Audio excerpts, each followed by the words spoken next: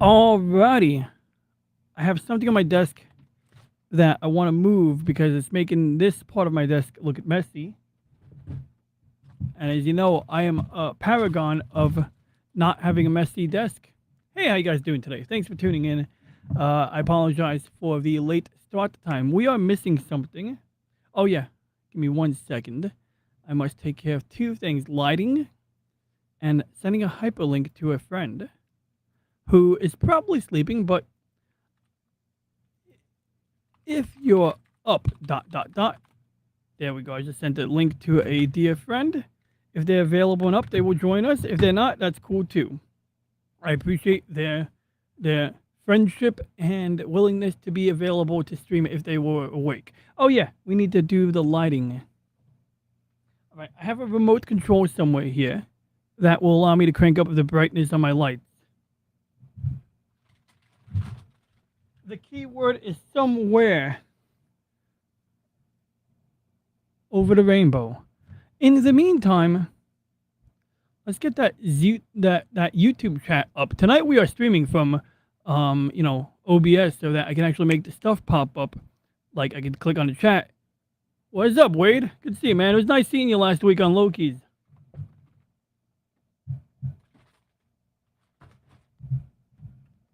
I want light because it looks ratchet in here, right? We need that light so that we can have that nice chroma key effect. Oh, here it is. All right. It's going to be like an atomic flash. You ready? 3, 2, 1. Warning. Bright lights might cause you to get a seizure.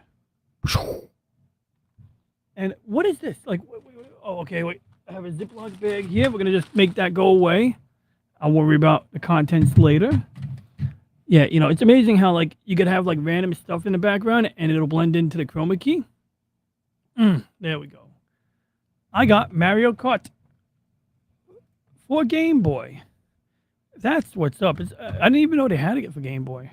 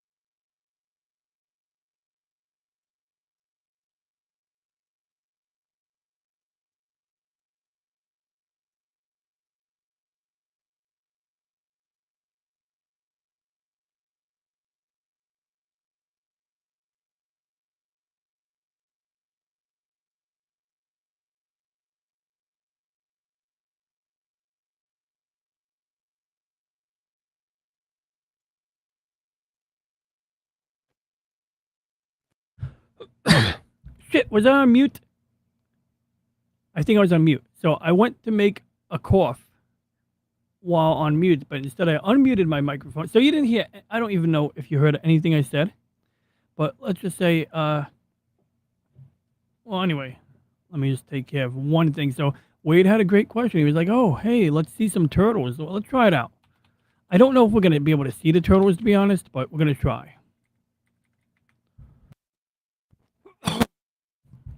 Testing 1, 2. Okay, good. So anyway, trying to remember the IP address for my Blue Iris. Oh, that's not it. Let me try this. Okay, there we go. 168. Logging in 1, 2, and 3 seconds. All right. Okay. So, yeah, I don't get it, man. Like, I mean, like, I got 2 cameras,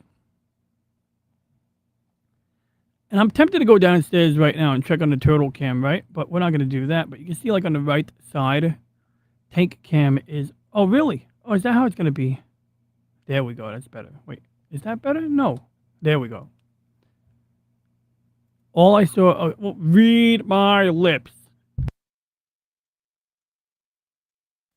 Can you guess what I just said when I put my sound on mute again? I mean, it's a classic quote, so you already know. Hey, DJ Ronnie G. I have a computer question. Hey, who's this guy in the corner over here? I'm going to turn off this guy because it's just wrong to turn on the guy in the corner, huh? Oh, that's awful. All right, give me 1 second here. But yeah, I'm all for computer questions. What does the computer question sound like? Is that like 10110? Is it hexadecimal? Is it octal? Is it some, series of lines of assembly code? Oh yeah, so I don't know what I said or didn't say while on mute, but I was saying that my air conditioner was on. So yeah. Oh damn! There's a fly on my arm. I just put up new fly tape. Why can't the flies go to the fly tape? Actually, I did learn something about fly tape. Oh, yuck, dude! I got this like fly who's like really hyper right now, and it's like, why can't the flies just be docile and like be willing to be slapped with a fly swatter or something? And it goes up to my ear and it's like. Zzz. I tried leaving my window and door open. Well, I didn't open the window technically. There's a screen on it. But, I mean, if I took the screen out, maybe the fly would leave the room. But then you'd probably get, what, like 10,000 more bugs. I was adjusting the wire on my webcam. There we go. So that we can maybe aim it at my desk. But yes, James, if you have a computational question, I will delightfully attempt to answer that. So yeah, it's a pre-flight because I'm going to go flying. And as they say, if man was meant to fly, he'd have wings. I really need to get that like soundbite from Star Trek, where that guy's like, in sick bay. He's like, if man was meant to fly, and like I don't know, it was a weird episode, but that guy ended up. Well, I don't want to ruin the episode of Star Trek, the original series. It's only been out for like 50 years. Hey, what's up, Slim? Good to see you, bud. Hope you're doing well. That is Slim and him. Where did I see Slim? I think I saw him yesterday. He called me a nerd. No, he didn't call me a nerd. He actually said something kind. But I was talking about some nerd crap. Not. I was talking about some nerd crap with somebody else, and Slim was like, "You're a fucking nerd." Well, he didn't say that. He didn't say it like that. He said it very nicely, in fact. Okay, let me just get some things organized here. Oh yeah. By the way, we are live on YouTube, Rumble, Kick, and TwitterX. Speaking of TwitterX, did you guys know that Elon Musk liked my tweet? This is like probably that's like better than the time I met William Shatner. Let's see if I can find evidence of this time that Elon liked my tweet, because it is a pretty high on. Speaking of high honors, I got something else here for you guys. I'm gonna find it. Maybe I do a Elon liked your tweet. Godzilla liked. Elon Musk liked. I mean, it doesn't really matter. I'm not like a sycophant, but I mean, I think Elon Musk is cool.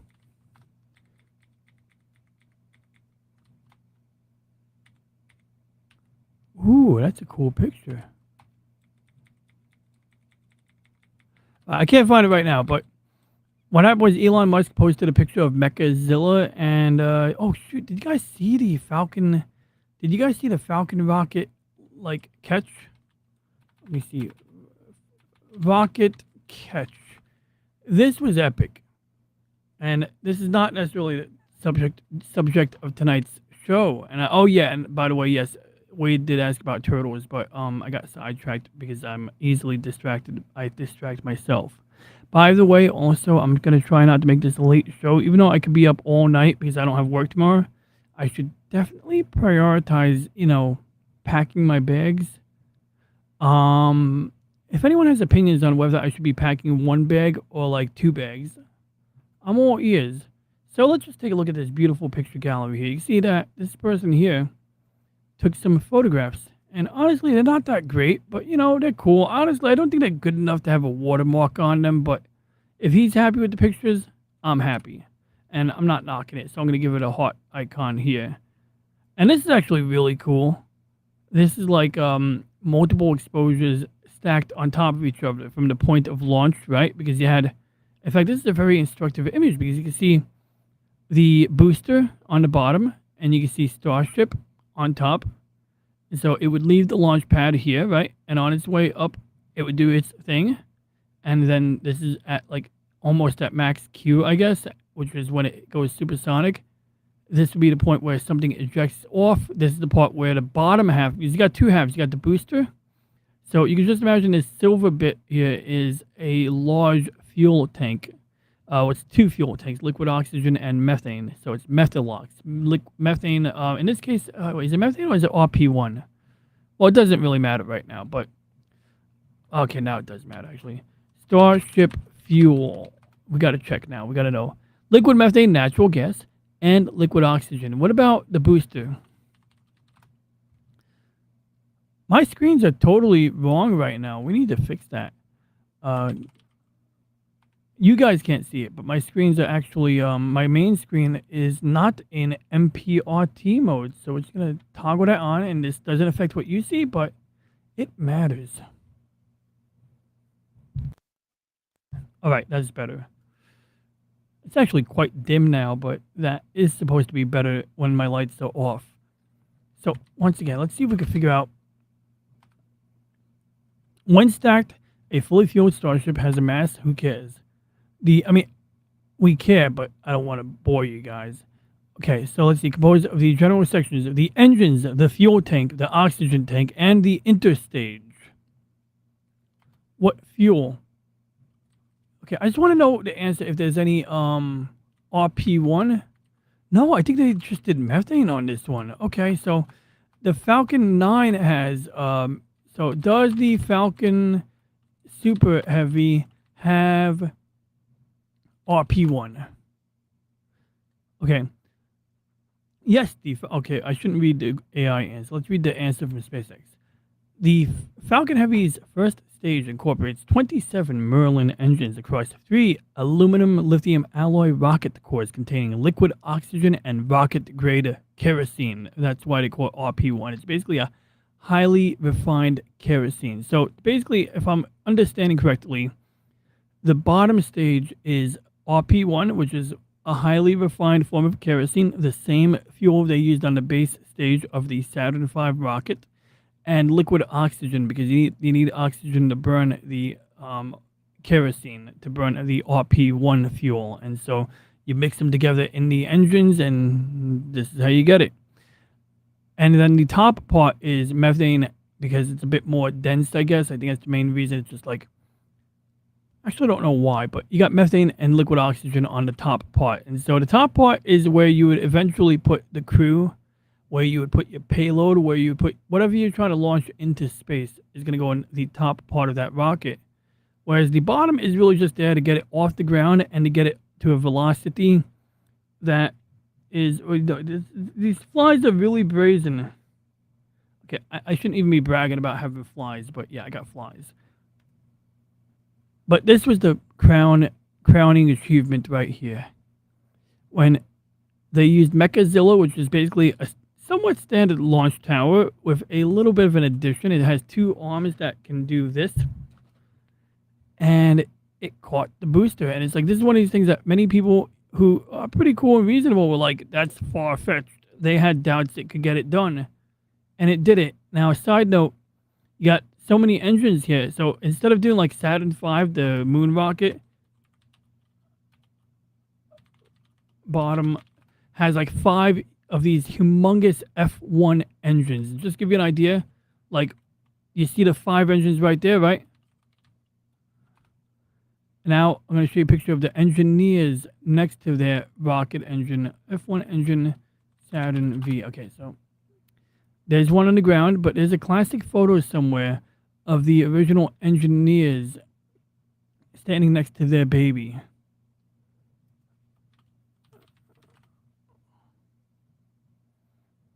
And of course, I'm not going to find it right now because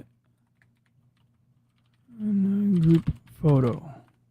Oh, that's cool. We got a picture of Werner von Braun. He's a good man. I mean, you got an idea right here, right? You see one of these engines. I don't even think that's the right one, but apparently it is. Yeah, that's an F1 engine. So I guess it'll suffice. You can see how big the bell is compared to a human being.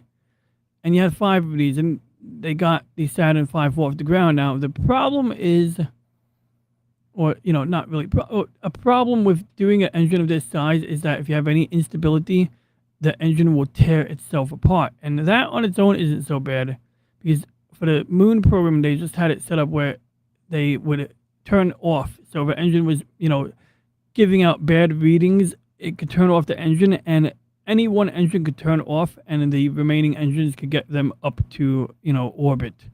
And so it's just like in the movie Apollo 13, there's a scene where one of the engines blanks out, and it was just a matter of like, okay, we just got to run the remaining engines for an extra minute, and we're good to go. And by the way, this was not the topic of tonight's show. I don't know how we got here.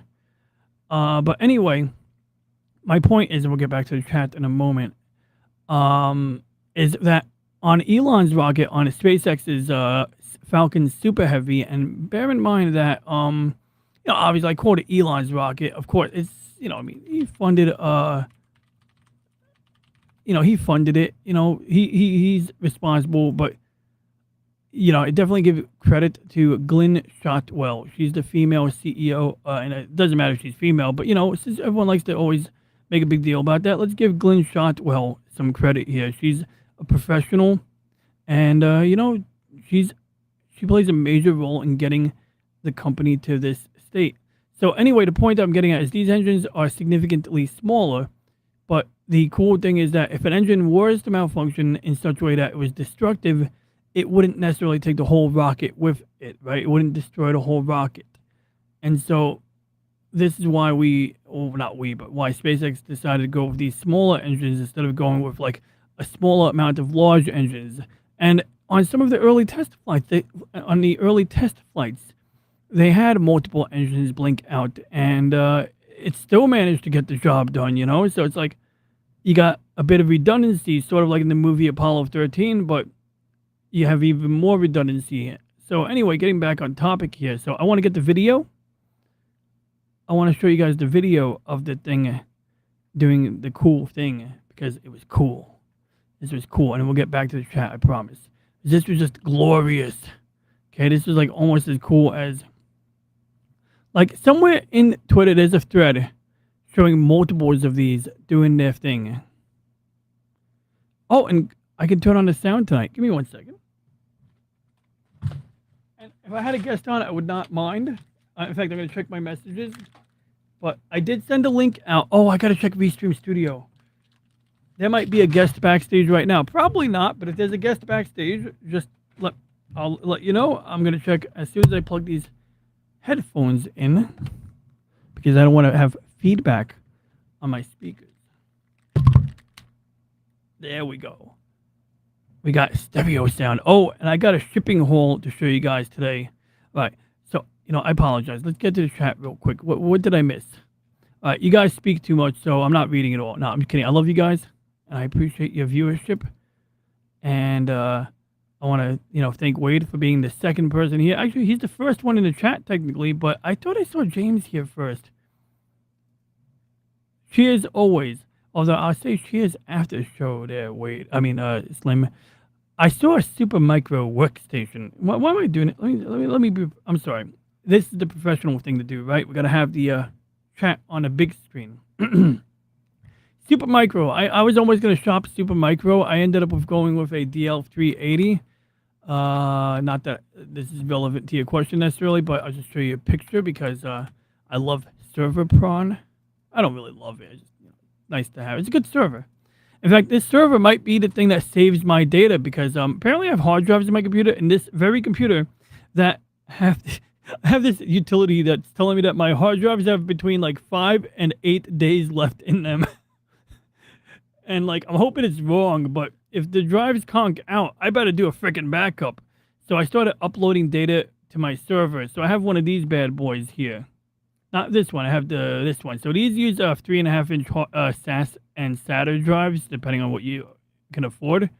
but I have this one right here, and I have 10 of the bays occupied with mirrored pairs, yielding something like 49 terabytes, and then 2 of the bays are left available for removable media, so that like I can literally use an internal hard drive as removable storage, because it's really just not cost effective to do it any other way with what I'm dealing with these days, you know, with the types of data, the amount of data. So that doesn't answer James's question. So let's get back to his question. I saw a Supermicro workstation for sale at Micro Center for $2,200 with an AMD EPIC CPU and an NVIDIA A2000. That's a weird model number, A2000. Open box, fair amount of slowish RAM, but 3 slots available with Win 11 installed, which I will. Oh, it doesn't show the whole chat. Which I will likely replace with Ubuntu. I'd bun that. Okay, that's a dirty joke. Ubuntu is an option, sure. Yeah. Definitely a solid option. You know, I mean, plus it's got plenty of mainstream support.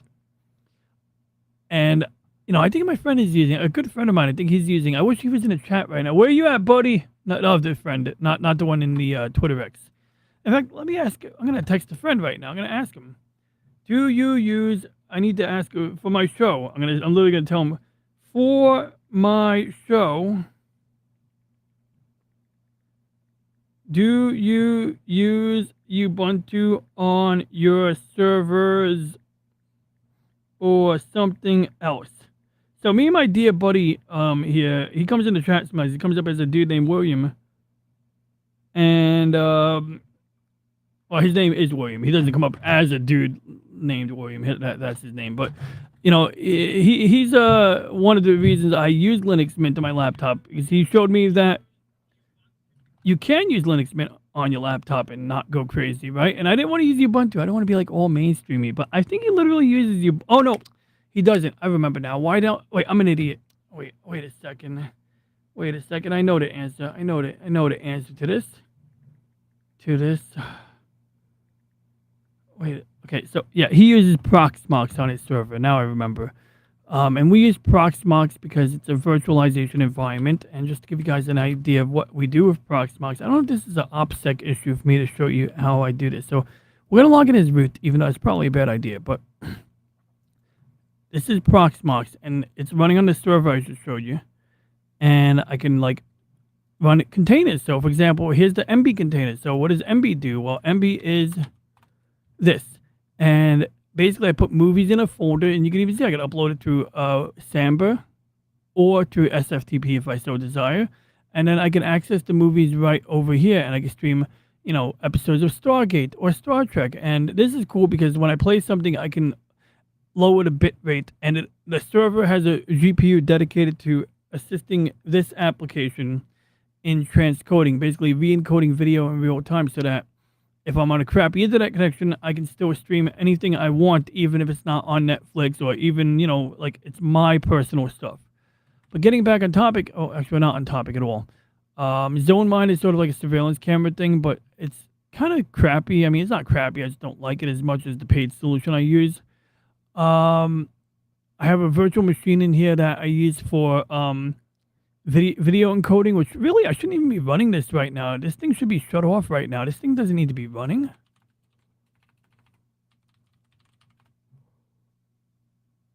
So we're going to shut down.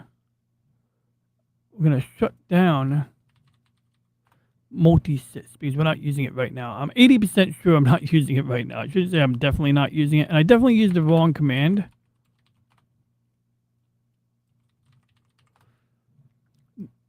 Okay, there we go. See, we're saving CPU. But more importantly, I got HTTP proxy. I'm not going to talk about that right now, but it's super handy. MB, it's super handy. Ubiquitous. That's really just my two Ubiquiti Unify wireless APs, and for managing and configuring them. SSO, I need to set this up properly. It does something, and I use it for like one Windows virtual. In fact, I use the SSO, or I think I'm using another SSO, but in order to log into a Windows virtual machine that I spin up on demand when I need to use it. So I have a Windows VM down here somewhere. I think, is it this one? This one right here. And in fact, I'm going to ultimately replace it because the reality is Windows Server 2K19 2019 is cool, but apparently they stripped out a lot of the graphic stuff, so it's just not ideal for gaming. It's like really, like they actually did a proper job of stripping down Windows finally, and unfortunately you just can't use it as thoroughly as you would a normal copy of Windows 10. But let's get back on. We got Guacamole. Guacamole is great too. It's sort of like a web browser-based remote desktop thingamajig. In fact, that's how I access the Windows virtual machine. And I have a Linux, and I have a Catalina virtual machine too. But you know, it's really kind of like impractical to make use of. So I did not answer James's question. Let's get back to his question now. What was your question? So yeah, I think it makes sense to put Ubuntu on it, no doubt about it. I'm sorry, I got sidetracked mentally there, but that makes sense. You know, a lot of my containers, like I have so the MB container that you just saw, MB runs in a Linux container, and that container basically it behaves like Ubuntu for all intents and purposes. Yeah, I know. Oh, there you go. Yeah, that's exactly what Slim said in the chat during LCX's chat yesterday during her Sunday show. Yeah, I think it was a Sunday show. LCX does a show on Sundays where usually she'll talk and chat with LDP and our friend Arus. I don't know if it's Arus or Aris, but the text-to-speech engine says Arus. And he's a cool dude. I like Arus. He's friendly. And he's been playing a lot at Miku Dance Dance Revolution game, but it's not DDR. It's something like Tap Tap Revolution. So anyway, you asked a computational question. Yes. Z times n plus 1 equals Z. Are you allowed to put parentheses inside of parentheses? To the second power plus C. I had to make sure that wasn't a division symbol. So, okay, let's see. I saw a micro. Okay, I'm sorry. It's from the top. So, you told me that you saw the super... I'm sorry, James. You told me you saw a super micro. But the question is, what is your question? Wait, did you ask a question? Do I have to scroll up to find it? Okay, no, there's no question when I scroll up. I am ready for your question. Oh, here we are. I'm guessing you subbed to me once. That is a distinct possibility, and your name looks familiar enough that I feel like... Didn't you tune in like last week? Well, it's good to see you, Jose Lopez, and I want to thank you for tuning in regardless. And I hope I subbed to you, man. I wouldn't want you to sub to me without me subbing to you. Let's take a look here. Oh, cool. Curtis Selby's going to do a stream about Dr. Fauci. And Aris is on right now. And this lady's got a cleavage. Anyway, exposed by former girlfriend. He used to hit that. 8-Bit Eric's 8-Bit Eric has been all over this Review Tech USA meltdown situation. I don't know, why, but I mean, I guess someone's got to cover it. And 8BE is pretty nice. He's cool. This guy's cool. I love this guy. This is my boy Eric O'Sullivan. I don't know if he considers me his boy, but Eric's a good man, and I recommend you consider subscribing to him. And getting back on topic, I was checking out Jose. Sorry, Aris, I'm going to pause your channel so that my computer doesn't get gobbled up. Anyway, jokes aside, but okay. Jose Lopez, 94. 94, the year 1994. I was in second grade back then. All right. I don't even have my sound on my headphones right now. Jose Lopez, 94. I mean, I want to make sure I'm subscribed to you. I am subscribed to you. This is Jose's channel. I do remember seeing it recently. I think I just liked, right off the bat, I liked what I saw here. You know what I mean? Yes. Oh, okay. So I haven't really given you a lot of watch time, to be honest, Jose, but I remember why I subscribed to you. Because I thought it was kind of interesting, like, what you were doing here. Hi, my name is Arthur. Can I ask you Where's my sound? Yes, what would you like to know? How do you brainwash your sister?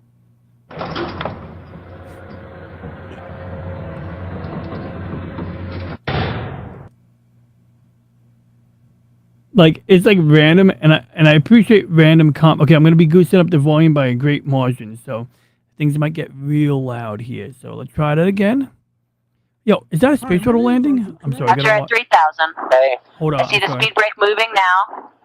Gotta watch Going to 23, Scooter. How cool is that? It's got a fighter plane heads. I'm gonna lower the volume. I'm sorry. Light. I'm in the pull-up. In the pole.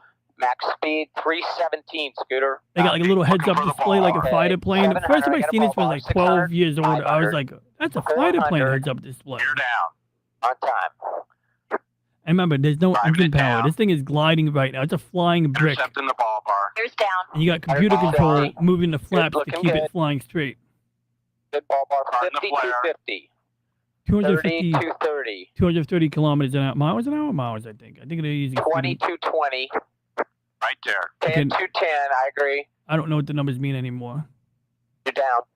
Shoot. Nice. Yeah, it basically touches down at 200 miles per hour. Good rate. And they got the Two. drogue shoot. 2. Wow. So I'm so distracted. Roger at because, like, 3,000. how cool is that? Oh, let's hit the like button on that. I'm sorry. Roger at 3,000. Hey. Hi, Right. my name is Arthur. So getting back to let's see what else. You got this guy here who reminds me of someone I know. Hey, DW. Francine, can I ask you a question? Sure, anything. Why don't you go back to your own house and stop bothering us?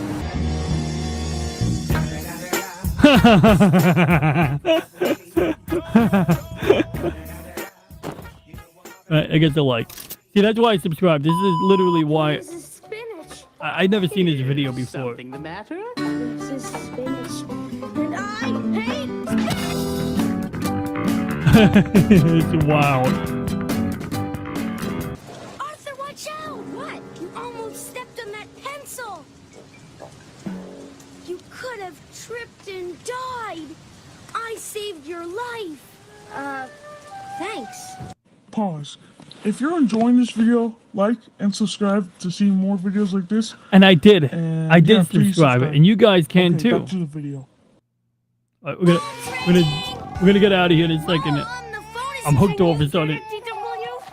I have my hands full. What do you want? How long did she say? 10 minutes. When it says 4, 3, 1, that means 1 minute has gone by. I know that. I do go to preschool, you know.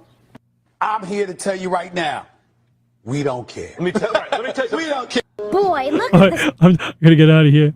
But yeah, that's Jose Lopez's channel right there. I'm gonna drop a link to this very video for you guys so that you guys have the option to choose to watch that. So that's Jose right there. Thanks, Jose. I hope you don't mind that I put your channel on blast there by promoting it and talking about it and saying what's up to the Padawannabe. Are you going somewhere? I swear, I need to pick your brain. You could be my it guy. Isn't that the swamp monster that's green? But jokes aside, yeah, man. I mean, I pick my nose. You can pick my brain. I mean, plenty to pick. But jokes aside, do you even have me on Twitter X or something? Or you want me to reach out to you so you can have a way to reach out to me? I mean, you want me to have my people call your people? Either way, I got you. Yeah, I'm going flying on Wednesday, Padawannabe. I'm going to what do you call it? San Antonio, Texas, in the land of the Lone Star Republic. The equation was the Mandelbrot set, by the way. Oh, I did not know that. Clearly, I'm not enough of a math nerd. What up, Caleb? Good to see you, buddy. Yeah, you all should check out Caleb. I still got to reprogram my Stream Elements thing to have everyone I know on it.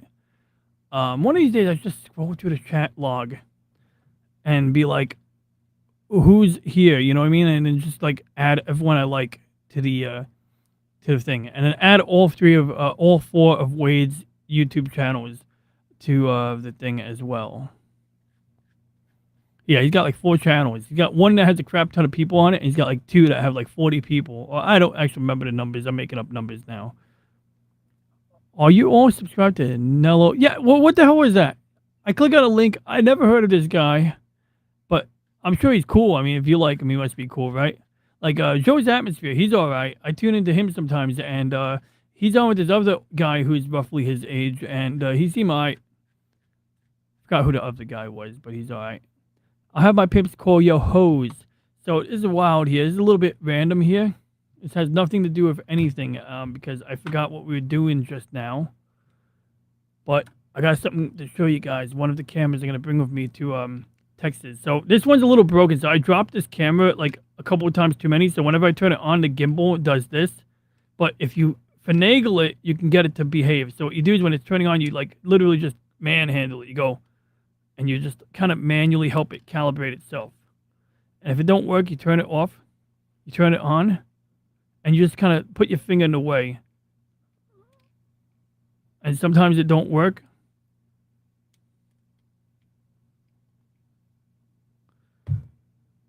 I had this down to a science the other day. Like the other day I turned it on and all I did was put my finger in the way.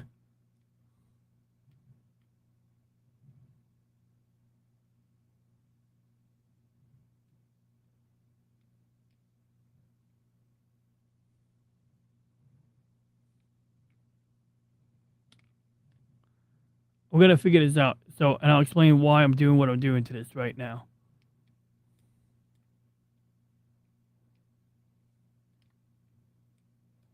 There we go. Got it. So what happened was, I was at the range with this camera. In fact, I dropped it before I ever went to the range. I think I dropped it on my bike. And when I was at the range, it fell. And the camera, when you run this camera, it gets really hot because it's got a 3-axis gimbal on it. And I'll show you what that means in a second. But you can see I can point the camera like this, right? And you can see some scuff marks on it, right? So here's the thing that this camera does that's super wild. All right, so you ready? Isn't that magical? Shit, why is this guy in the corner of my screen? I mean, I know why, but we're going to get rid of him. How magical is that? Like, it's a gimbal. This is basically a handheld version of a drone camera from DJI. So right now, I'm operating it in tilt lock mode because I can sit here all day. I can sit here for 20 minutes doing this. I sat here for 10 minutes the other day doing this just so I could send a video to Punk Waddle showing him this camera in action. Oh, I got some camera accessories in the mail today. But like, you look back here, so you can see there's a motor that you see that's locking the camera angle, but there's another motor right back here. And notice that like when I go sideways, the camera stays straight. So if you're pointing the camera ahead like down, you'll notice that when I do this, the camera remains stationary. So if you're walking around, you're kind of drunk, you could be wobbly, you could be doing this, you could be doing this, and you can see the camera lens basically stays right where you're aiming it. But here's the way the thing gets wild. I'm going to turn it like this, right? And I'm going to do something else with it. You ready? See, look, the camera lens is pointing forward, and it's like it's stationary. Like, the thing's not moving at all. Like, I mean, it's hard to tell because I'm shaking it, but basically, like, I just think it's the coolest freaking thing. Now, here's the caveat. There's 2 catches to this camera. 2 main, maybe 3, but 2 main ones. One, on a hot summer day, it'll get so hot that it'll yell at you and it'll overheat and you have to wait for it to cool down. That only happened to me once, as a matter of fact. It happened to me on a 90-degree day. But when I went to the range, it got really hot and it didn't overheat. But when I was at the range, it fell off the table and the battery cover came off. Like, this is a cover that you're not supposed to be able to remove. And I guess because it was so hot, it snapped right off. Now, I can't even figure out how to remove it if I tried. But that's how, like, hot it got. But the other thing was because I dropped it, now whenever I turn it on, it does this, you know, infinite calibration routine. It swivels like this and then it gives up. But I did a little Googling and people are like, oh, just hold it with your finger and it'll be fine. And I did it. I was like, oh, yeah, it works. But this is one of the cameras I'm going to bring. And we do have some accessories that I have right over here somewhere that I could pull out in a moment. You know, just because actually one of the things I want to do tonight is pack my camera bag. Okay, enough playing with this. I could literally get stuck doing this for like an hour if I keep it up. So let's put this back down here for now. Let's get back to the chat. Did I miss anything in the chat? Nickelback is the best artist. All right, I'm going to leave that to the chat to dispute or agree with. If I can reach 73 likes on each video plus 1 short, then that'll be great. It's a random number. I mean, you know, to each their own. Are you all subscribed? So I don't know if I'm subscribed to Nello Wolf. You're welcome to post the link again if you want. I'll Google Nello Wolf. We're going to watch Makini draws for the next hour, all right? Starting now. Work is fantastic. His draw streams are fun as hell. His game streams are fun as hell. And his we're going to sit here watching Makini. Are fantastic. And I use it as a kind of way to just kind of. Jokes aside, in a way, I try to learn from. jokes aside, I blame Makini. But Well, I don't really just blame don't be Makini, but afraid to I had to buy speak like up a about this. Like I $25 said, pen even for my if laptop it's a because I topic- misplaced the pen, here's and the I thing didn't want to go to like, even if Texas it's a topic that I'm like late to without the, the party on, ability I still want to draw about it. crap on my If laptop because feel I know I'm going to be something I bored to want tears at provide some my personal point thoughts on in it, a hotel room I or wanna speak something, at it, and I want to be able to do what I can do Even at if home, I'm even late though to I the never party, use I this. don't mind that. Or when I do use it, I use it as a screen. legitimately- But I when we go legitimately traveling, feel I that want to I draw don't- funny I, pictures, and I can do that even now. if I'm late to the party on But a joke topic aside, such we're as not this. going to Anyway, react to I Makini. have to get going, But he's a- guys, because Oh, good, he's gonna closing get going. time here, and I need to I was put just my doing passwords a and stuff like live that, and I need to react wrap it to up. you. So, thank you guys so much. Wait, You guys his can, show is please over. Smack that like button, make it. Damn it, it's over. Okay, that's the. Is that like a real burn when you say hi to people, and YouTube be like, the chat is no longer available, and you're just like, wah wah wah. Plus, I could have poached some of his viewers. I could have been like, I'm doing a live reaction, and then maybe like 2 people would come over here and watch me. But no, jokes aside, I do recommend checking out his content. And Arus, which I just closed out his tab, I think, but there he is. But for now, we'll leave that as is. Where were we going? Oh yeah, back to the chat. Back to the chat. Back to the chat. Back to the chat. I'm sorry, guys. All right, scrolling down to the bottom. So real quick, did I miss your question? You told me about the server, James. Oh, here it is. Maybe something.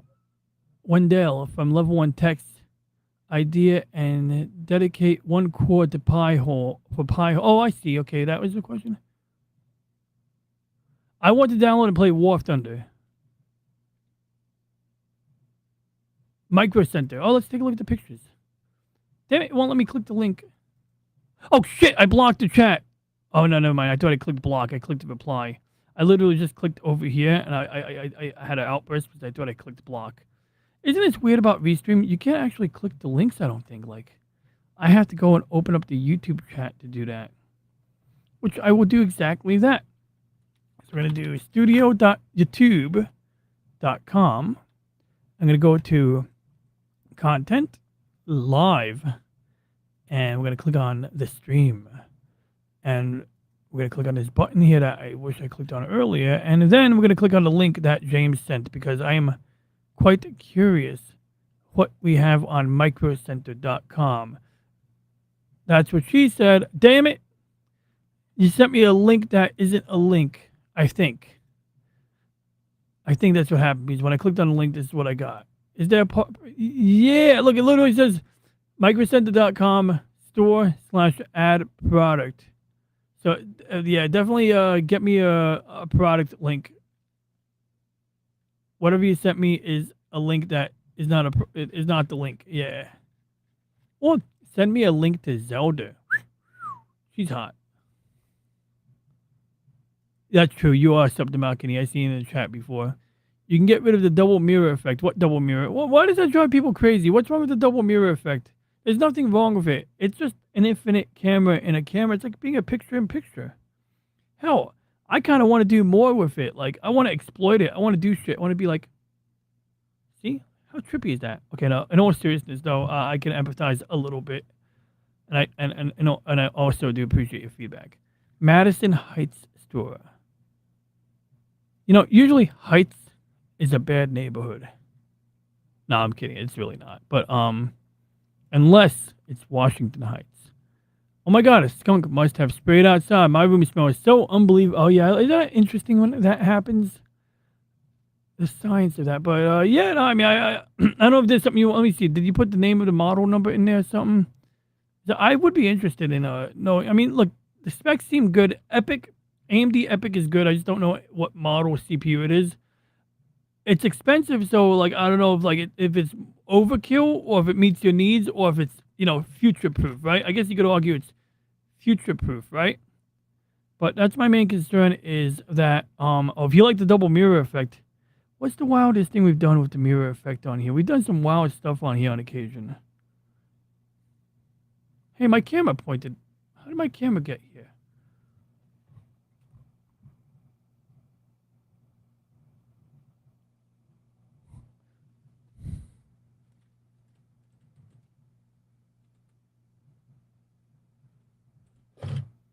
Okay, there we go. Something changed.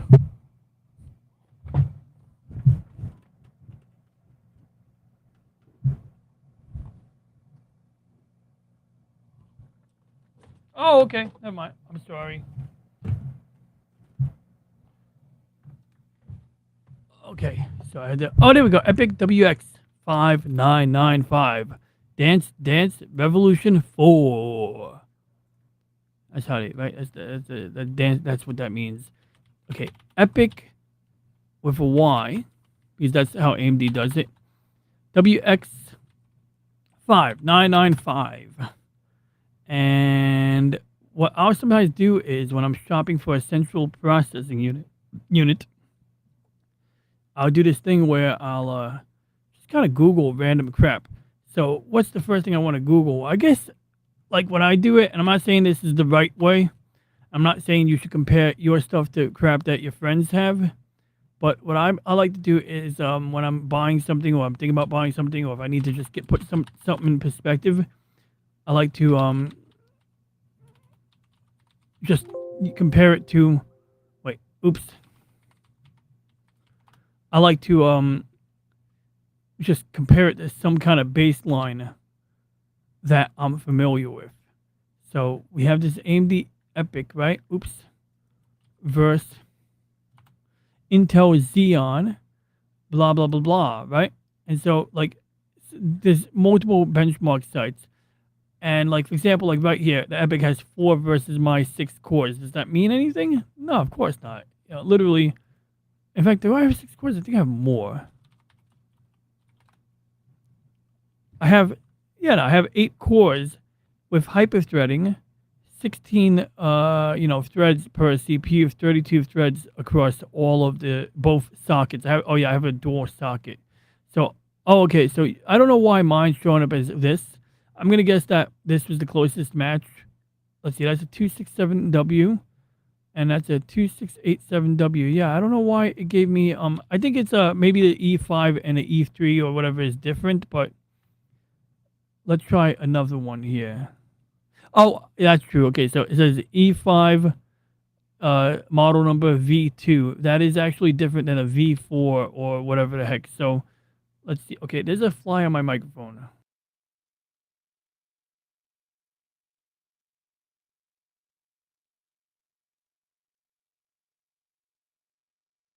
We got him. Like that Osama bin Laden thing. We got him. All right. So this is more like it. I don't know what I was just looking at. Am I looking at the right number now? What did James send me again? 5995 DDR4. Yeah, it's not even the same one.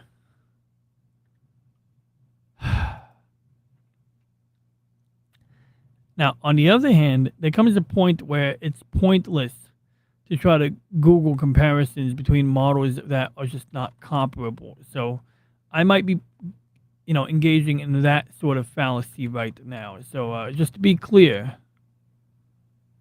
Okay, that's getting a little warmer, right? I keep forgetting the model number of mine, but yeah, I think, okay, this is a good site. I've used this one before.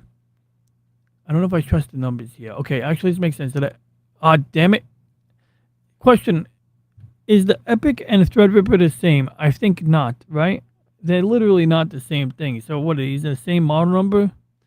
Are they using the same model number for Epic and a Threadripper? Let's see here. We're going to do Epic versus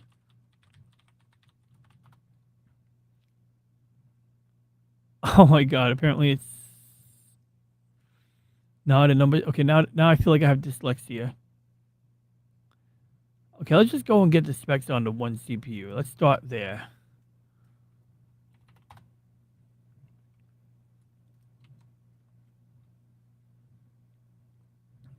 Lord almighty, is that the CPU? Are we looking at the same CPU? Is it? Oh, nope, it's not the same CPU. It's a Threadripper. Okay, so I gotta edit my search query a little bit. Are we like potentially mixing up 2 different product lines and model numbers across product lines? Oh, no doubt. It's almost 3K with tax. The open box ones is sold out already. Now, my server, I think, what did I pay for my server? I paid like a ridiculously low price. In fact, I'm going to get you the price on my server right now real quick. And then I need to play something like a movie. Damn it, I never bought this. You think I have time to buy this before Halloween? Because I want to have a Federation uniform from Mobile Suit Gundam. I truly do. Let's open that in a new tab so I don't forget to look at that. Purchases. Hope I didn't order anything weird on eBay. Oh no, wait. I don't even know if I ordered my server on eBay. There's a good possibility I did not order my server on eBay. I think I went to like a server surplus website.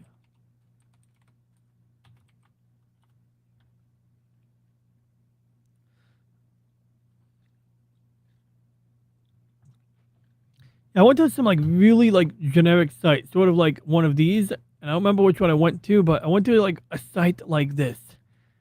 And basically what I did was I ordered a 128 gigabyte model. Now they are slightly older Xeons, so potentially no comparison there, but I spent somewhere in the hundreds of dollars. You know, I did not approach $1,000. I might have spent like $300 on the whole, you know, box. And then eventually I added like a $200 graphics card. I added $200 of RAM to it. Added countless dollars of hard disk drives to it.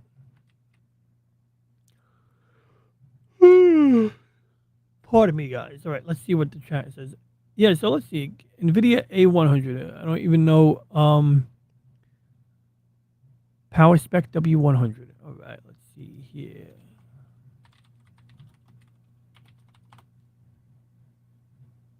Okay, so there we go. Now we're getting somewhere, I think.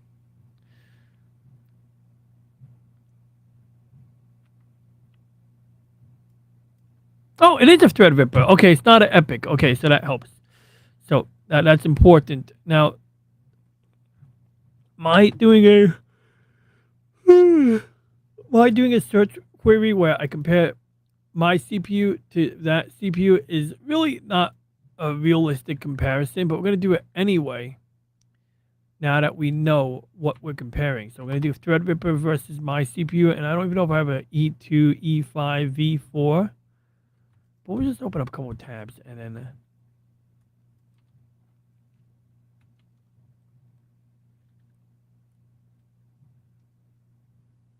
Wow, I didn't know it's that old of a CPU.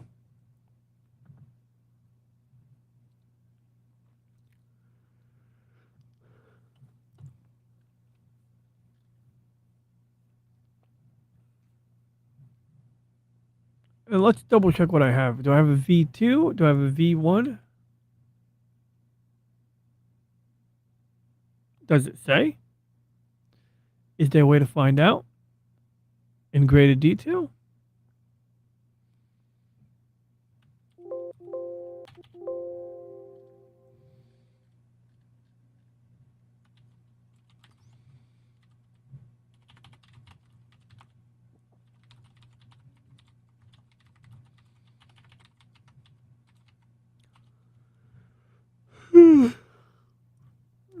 Let's see here. Well, I guess we could sort of line up the specifications and kind of eyeball it, huh?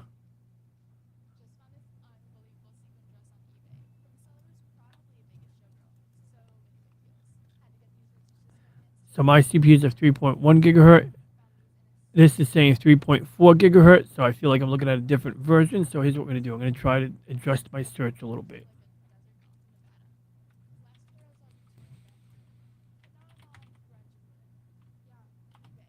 I think I have a V3.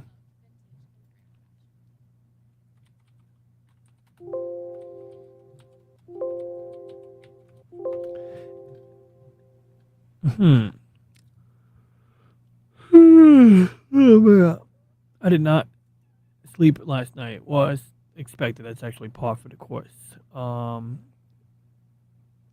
So, I mean, Threadrippers are a real beast. Let's just focus on it. Instead of doing comparisons, because clearly I'm not getting anywhere doing that. Well, are we getting anywhere? Let's see here.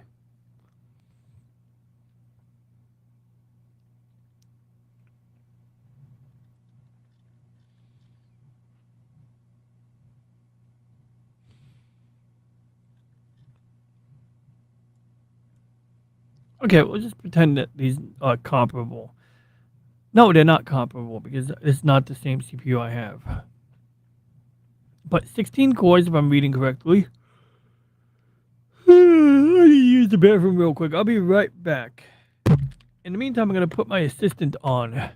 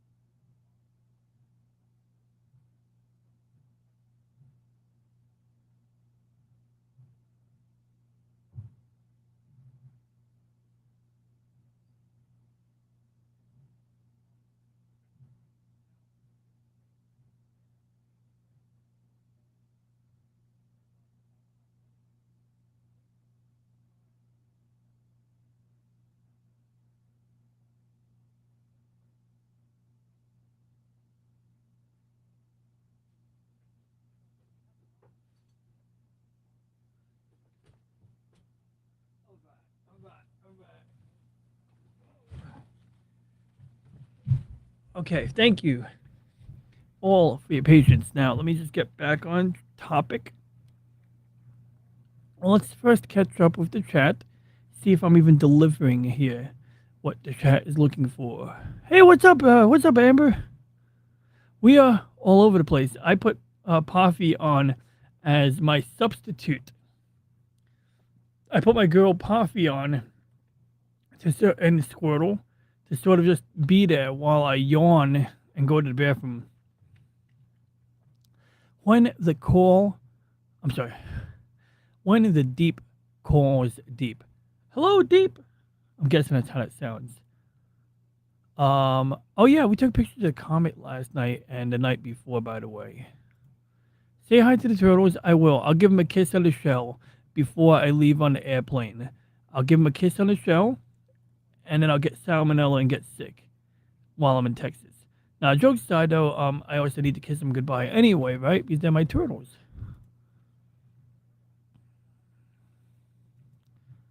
Returned some, had dinner that mom made. Tired, good. Helped my pops with his pickup truck. Oh, that's nice. I need to do that. I need to take a bunch of cans. Yeah. We used to go and take all of these. We used to drink soda, my family, a lot. And we used to bring them back and get like a ton of money back on soda. What are we planning? We could look at planets. Frankly, I'm not getting anywhere with the CPU thing. James was sort of asking me about a AMD product. I think I'm better off doing my research on my leisure time. Only because I feel like I'm just go. I don't want to be like talking to my ass. One time I was watching a YouTube channel that does Star Trek, and these two guys started talking about Babylon 5, and they did not know what they were talking about. They were not in their element at all, and it was like you could tell. And it's like, okay, yeah, I get it. You're judging a starship by outward appearances, but maybe you should watch the show and judge it then. But I am going to San Antonio, Texas. Punkwater is going to be there too. Isn't that great? Isn't that exciting? I get to meet Punkwater, and I get to meet other people too. But Punkwater is a cool cat. If I get to drink a beer with Punkwater, I'm a happy camper. If I get to meet other people, that's cool too. I mean, I get to meet Jolly. Jolly's a good guy. I would love to meet Jolly. I like Jolly a lot. I'm just checking the. Oh, I'm sorry.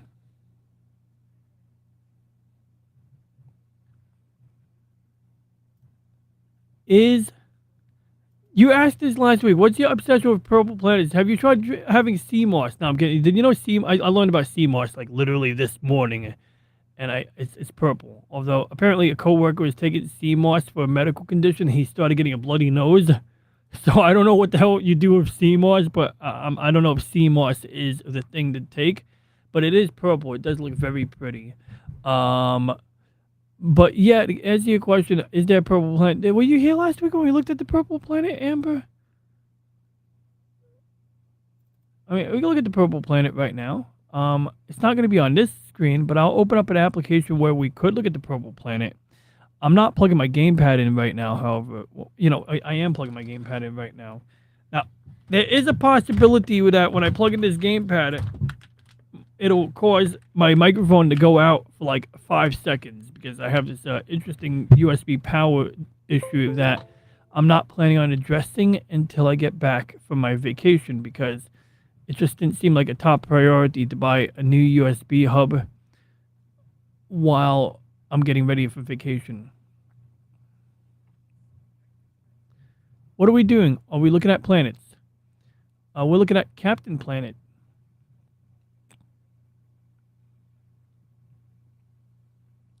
I watched some Nilo Wolf on PS4 Dead Souls. Oh, I see. He played that guy named Nilo Wolf is playing Dead Souls 3 on PS4. Yeah, I dig it. We would love to have you there too, Amber. Good sticks are good to find. What? All right. So real quick, let's check the astronaut. I'm gonna probably have to cover up my telescope tomorrow because damn it, get off my screen, pilot. I actually do appreciate the fighter pilot here. He has been instrumental in allowing me to record a video that I'm about to upload tonight. Yeah, I literally did some editing today. Can you believe that? So this guy, he allows me to do stuff on camera without being on camera. It's really good. But anywho, let's unpark the mount, right? It's just like a car. You got to park the mount. So we're going to unpark it. We're going to hit accept. And we're going to go and maneuver. But where do we maneuver? Well, there's a moon out, but luckily the moon's way over here. So what do we do? Do we do a galaxy? Do we do a nebula? Do we do a star cluster? Do we do something else? Do we do more pictures of the Pac-Man Nebula? Do we do the Dragonfly Cluster? Well, we did get a crap ton of pictures of the Pac-Man Nebula already. We're going to do this. We're going to just fire up an automated imaging run real quick, and then we'll get back on topic before I wrap up. So we're slewing to the target, right? See, we're going from Polaris, and we're slewing to the target. And yeah, I have the other app loading up on my upper screen right now, Amber. So we will find you your purple planet. Oops, wrong button.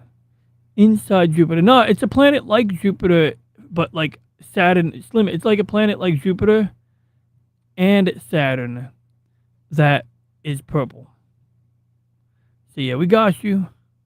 We're going to find you a purple planet because, you know, we got to serve our clients here. We got to serve our customers. And you viewers are the customer, I suppose. Yes, there is a dragonfly cluster. And it sort of like has like a couple, I think it's named after that because it's got a couple of really bright stars. So just to give you an idea, without us actually slewing to the target, where the heck is it? I'll just type in the search real quick. Uh-oh, my keyboard did some funny business. Oh, we are aiming at the dragonfly cluster already. Okay, good. But you can see, like, look, it's got one bright dot, one less bright dot, right? So, you know, I mean, I should probably focus on the Pac-Man Nebula because it's always going to have more raw data as opposed to less raw data of a target.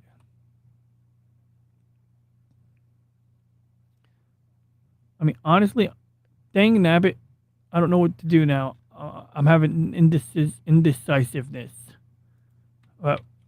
I shouldn't be this decisive while operating the telescope. We're gonna do it. Hey, if you're all tired of Harris and Trump, there's a homosexual male, aged 39 years old, running with the Libertarian Party with the balance the federal budget platform. Yeah, I'm good. One, I kind of like I like Austrian economics. I really do, and all of that shit. But let's be real here. Our system is not set up for anything that reasonable or there's a fly on my microphone and I want to catch it.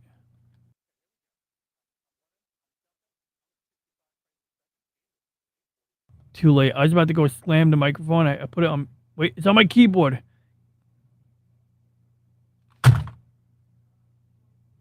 I'm sorry for the loud noise. I was trying to kill a fly. See, now nobody will ever say that he wouldn't hurt a fly because I literally just tried massacring a fly with my mouse pointer. His name is Oliver Chase, and I don't want to know him. No, I'm kidding. I don't mean to be a dick about it. I mean, like, I respect the Libertarian platform, and I bet you Oliver Chase is actually relatively reasonable. I've encountered a number of Libertarians. Why is this fly landing on my hand right now? I'm sorry, guys. I didn't mean to have a meltdown here, but there was a fly just walking around my hand. It's like I'm trying to kill the damn thing, and it lands on my hand. It's like, does it want to live? Or does it want to annoy me? Okay, I'm sorry. Okay, back on topic. We need to get a co-host here to keep me on track. Okay, you're talking about Oliver Chase. Yeah, I've heard of him. I don't know anything about him, though. But as I was saying, so I've encountered like a lot of these like socialist libertarians, man. They're fucking annoying. And then you get the never Trumper libertarians, and I can kind of understand them a little bit. But it's like, what do you fucking want? You want Kamala? Is that what you want? You know, it's like, okay, you think Trump is a statist. Fine, I get it. You know, he says things. But it's like, let's be honest here. Well, let's be not honest, but let's just like look at things for what they are. Trump says random shit. That's kind of his thing, you know? And it's like, just because he says something doesn't mean it's going to carry the force of law. It doesn't mean that the Congress is going to vote on it. You know, so many factors like that, you know? But anyway, let's get this cluster. I'm sorry. I'm all over the place right now. All right, so number one, we aimed at the target, but are we on target?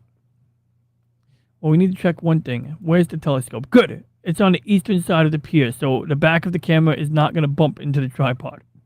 Next, we need to recenter our target. So we're going to click here. We're going to resynchronize the mount, and it's going to recenter the target in the center of our frame. See? And it did. Now I'm going to crank down my exposure time just a little bit. And we're going to engage automatic guiding. So we close that out. We bring the exposure time up. I had it on a short exposure time in order to image the comet from the other night, and I'll be happy to show you guys that in a moment. Right, good. Mechanisms have settled down. Can we get multiple stars? Yes, we can. Lock on. Now we are locked, right? Target locked. Now, I hope the mount already settled down, because if it didn't, okay, good. So now, if we want to do like a preliminary shot, we can do that. But let's just, we clearly don't have the focus adjusted, right? So how can we, deal with that? Well, pretty easy. We can do a quick autofocus routine. So all we got to do is try this.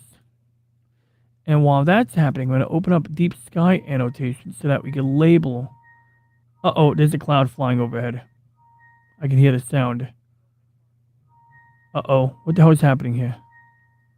Oh, I see what happened. I picked a way too dim star. Okay, that's my bad.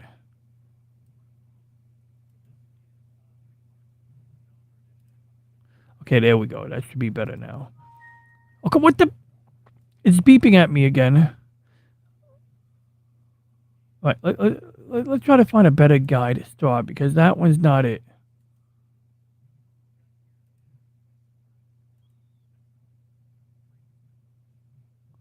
All right, let's hope that works, because when that thing beeps, it can be a little... Okay, so right off the bat, we can see that...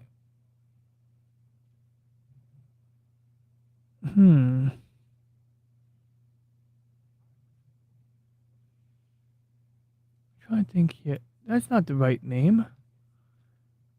Does it go by a different name? NGC 457?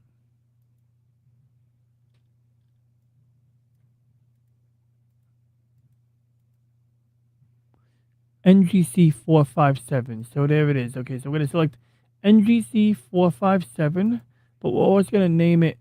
Oh my god, that's annoying. It goes by two names. So the autofocus is working, but here's the problem. We are way past peak. So we need to bring it back to the right of peak.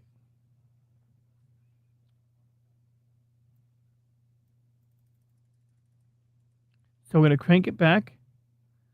And we're going to click reset here. And we're going to go 25 steps in the negative. And we're going to click reset one more time. And then 5, 4, 3, 2, 1. Oh, wait, we got to click here. All right, let's go. But yeah, I like Thomas Sowell as well. He's pretty cool. I have a friend. He said something really unpopular or potentially unpopular. His argument was that Thomas Sowell is not a bad guy or anything like that, but he argued that Thomas Sowell is only popular because he's African American, but not for the reason you think, because that sounds bad on its own. But he argued that if a white dude was saying the stuff that Thomas Sowell was saying, it wouldn't be as interesting to us. And it is because Thomas Sowell is a person of color saying these things that he gained so much notoriety. Do you, honest question, is there agreement, disagreement? In fact, James, you know the guy, you know Tom P. How was Tom P's statement there? You have any thoughts on it? You know, I'm just honestly curious if you think that. And I mean, I can see that. Look, that could be true, but it doesn't negate the veracity of his work, of his writing, of his state, his own words.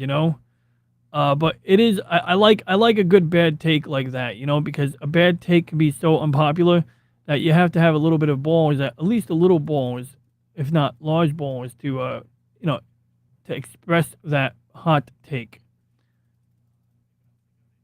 Right, so as you can see, the autofocus is like just in the wrong spot. So we're gonna do it again. Now,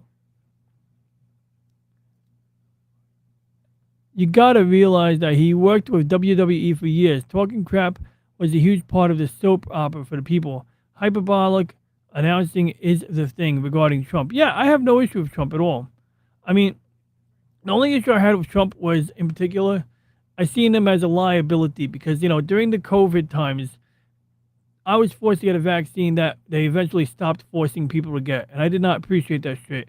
And while Trump was doing Operation Warp Speed, he wasn't doing anything to protect my liberties, And I mean, that's one of the things that the federal government exists to do, is to protect the liberties of the people from tyrannical states, such as my own city of New York and the state of New York. And he failed in that regard. So I hold that partially against him, but of course, he's not the fucking Nazi governor that we had or the jerk-off mayor we had at the time, But nonetheless, that's a factor. And so when I argue this, I get excuses from people who like Trump a lot. They say, oh, well, he was distracted. They were trying to impeach him. They were attacking him. They were accusing him of this and that. I'm like, I get that. That's not necessarily his fault. But I got to, question. I got to at least question. I'm not saying that it's going to prevent me from, favoring the guy, but I got to question, is he the best choice? Like, it's like, if we elect him again and they're going to attempt to impeach him. I understand the impeachment was bullshit. I understand the court cases are retarded, But if he's going to be distracted from doing things that are important to me and my civil liberties, then maybe I would be better off with someone else.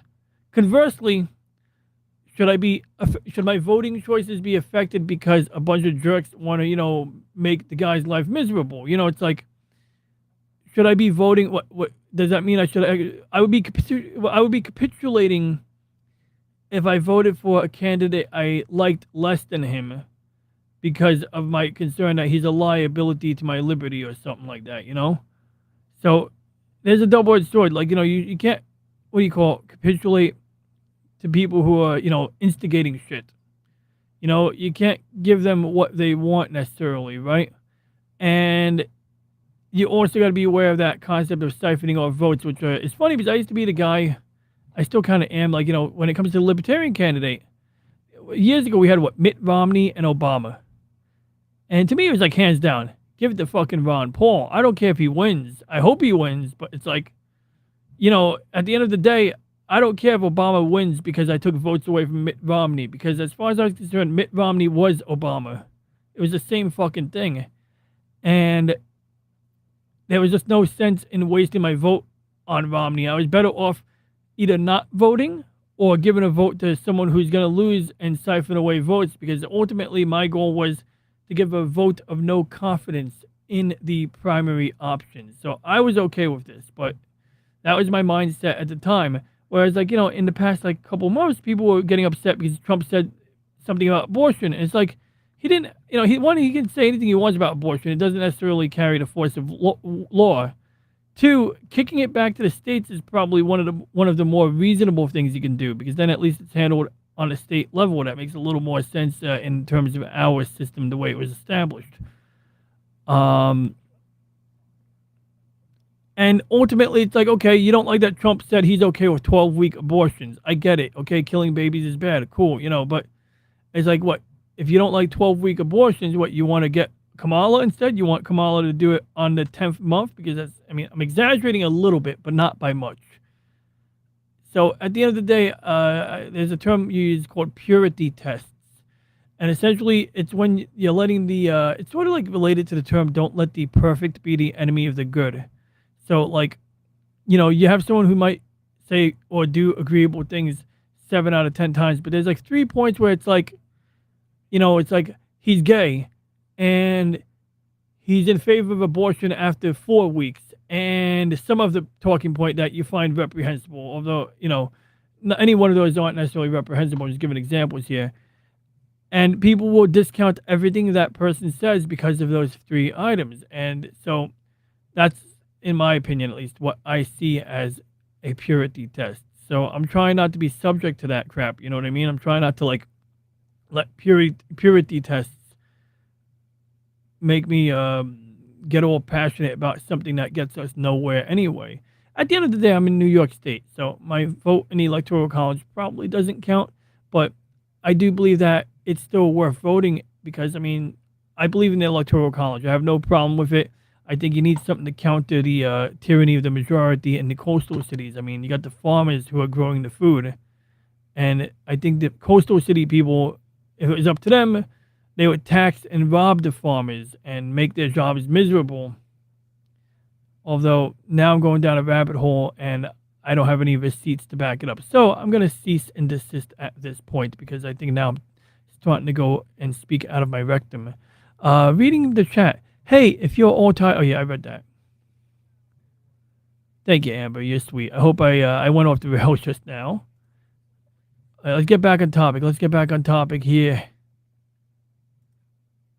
Whether you find one or not, the fact is you tried totally made my day better. Oh, yeah. So we are supposed to get you that purple star. Okay, so 2 things. Wow, we're supposed to be doing astronomy. Jesus, these streams are going to be the depth of my show, the depth of my content. This is why I don't have more than 300 subs. I'm pretty sure the algorithm hates me.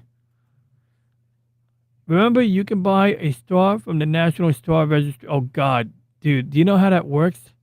So I got a hilarious thing about that. So a friend of mine read a Reddit post about that. And so what happens is people, you know, buy a star or they receive a star as a gift. Okay, so we're on target. So the next step we're going to do is we're going to turn on Instagram stretching. We're going to zoom out a little bit so that we can see the whole thing a little better.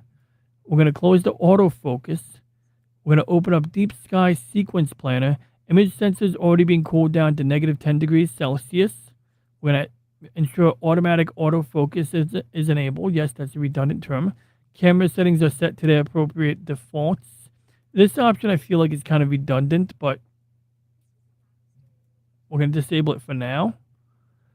And we're going to do LRGB and hydrogen alpha. But way we're going to do it is we're going to do hydrogen alpha at the end of the imaging run. Although I feel like I'm overlooking something here.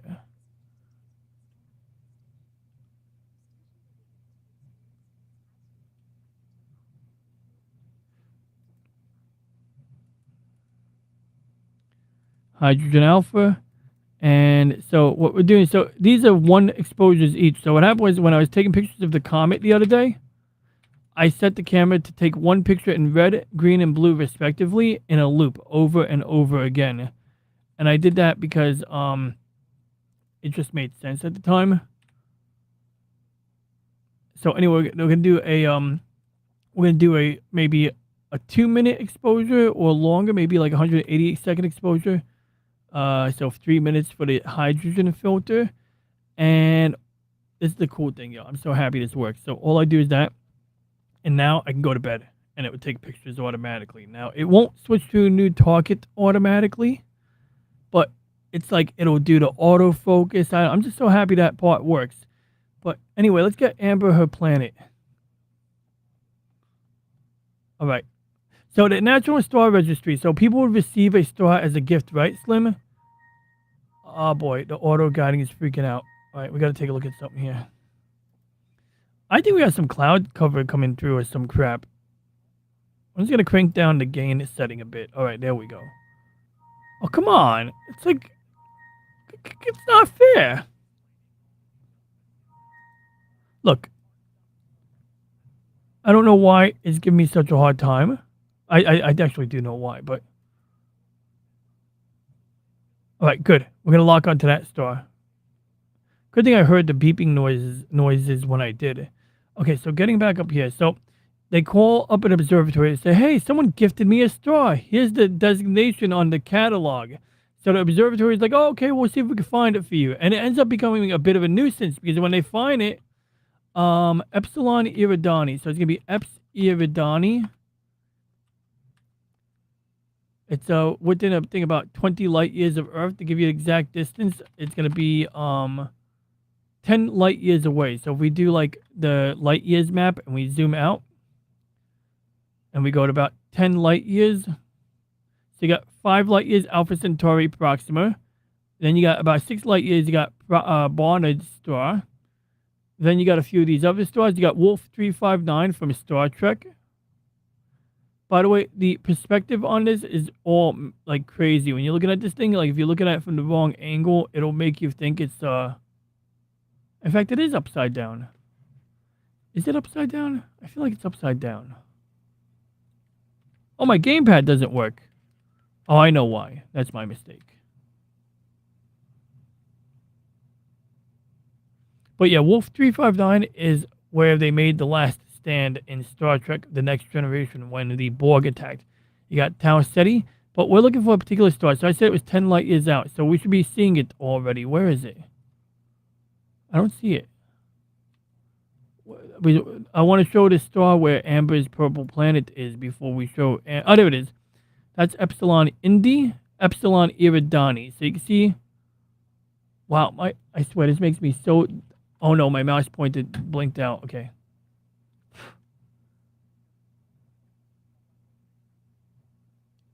Everything looks so distorted right now. I had this happen to me the other day, and it totally freaks me out when I see the things bending the way they do, because I feel like there's no logical explanation sometimes. Okay, there we go. Now it's making sense. Oh, thank goodness. Okay, good. Now it makes sense. All right, got it. All right. So you can see that it plotted a triangle between the solar system, this red triangle, and Epsilon Eridani. So it's like showing us like the vertical and the horizontal distance. And it's basically a bit more precise, because this is what Epsilon Eridani looks like. The sun is in the middle, and this is Epsilon Eridani 10 light years away when we twirl it around, right? But using this view, we get like a more sciencey view. So that's like the whole point of this scientific view, is to like, you know, see it in a scientific view. Yo, I swear to... Why is this fly in love with me?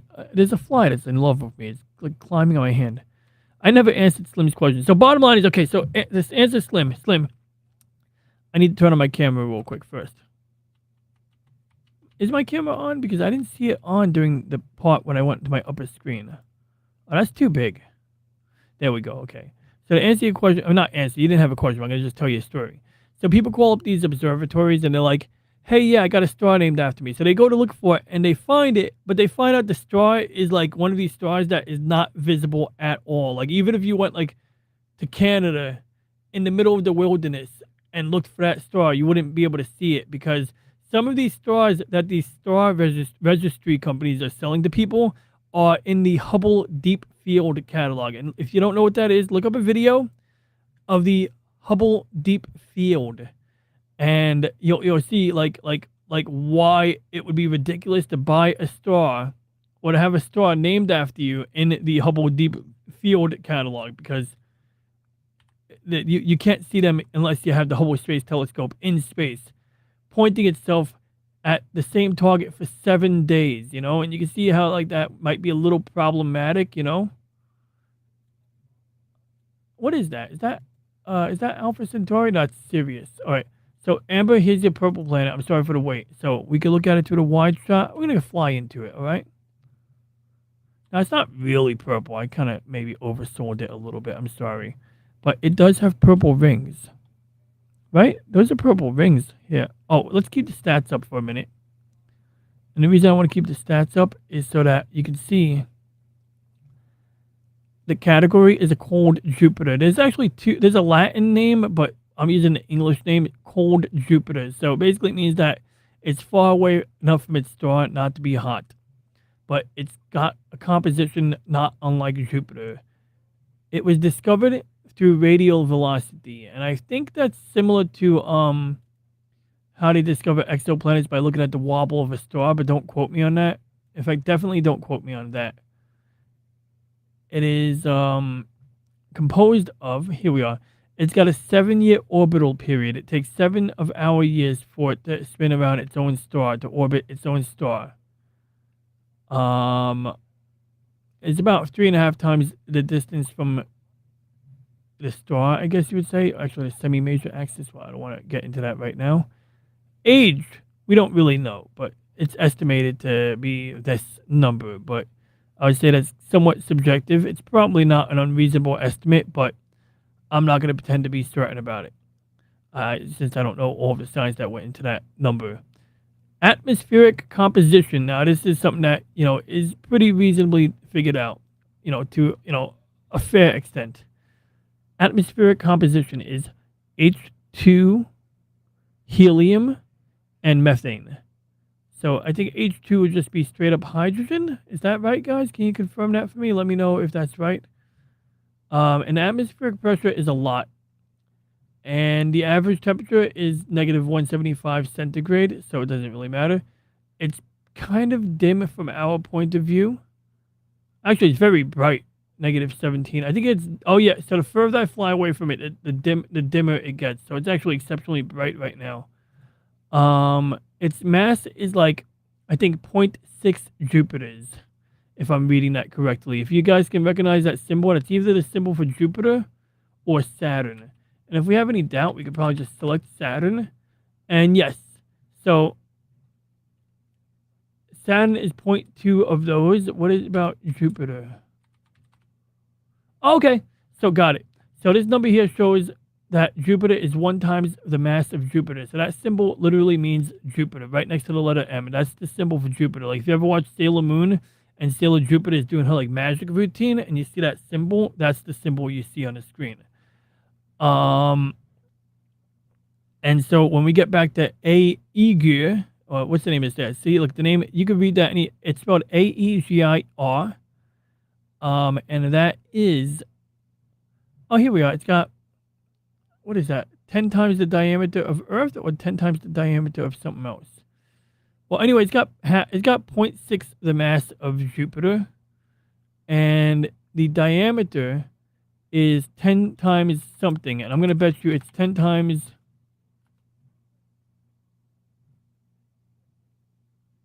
huh.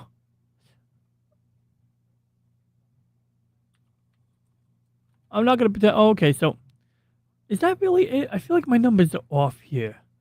But apparently Jupiter is Earth is 1 times the diameter of this number here, right? Because this number is 12,700 kilometers, but they have a notation that says 1D and this weird plus sign in a circle.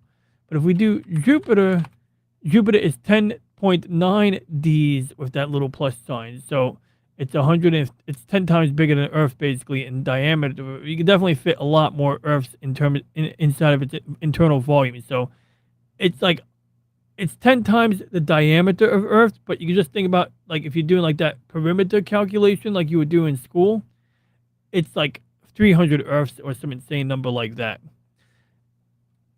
And so Saturn is 9 times. I feel like there's something wrong with that number right there.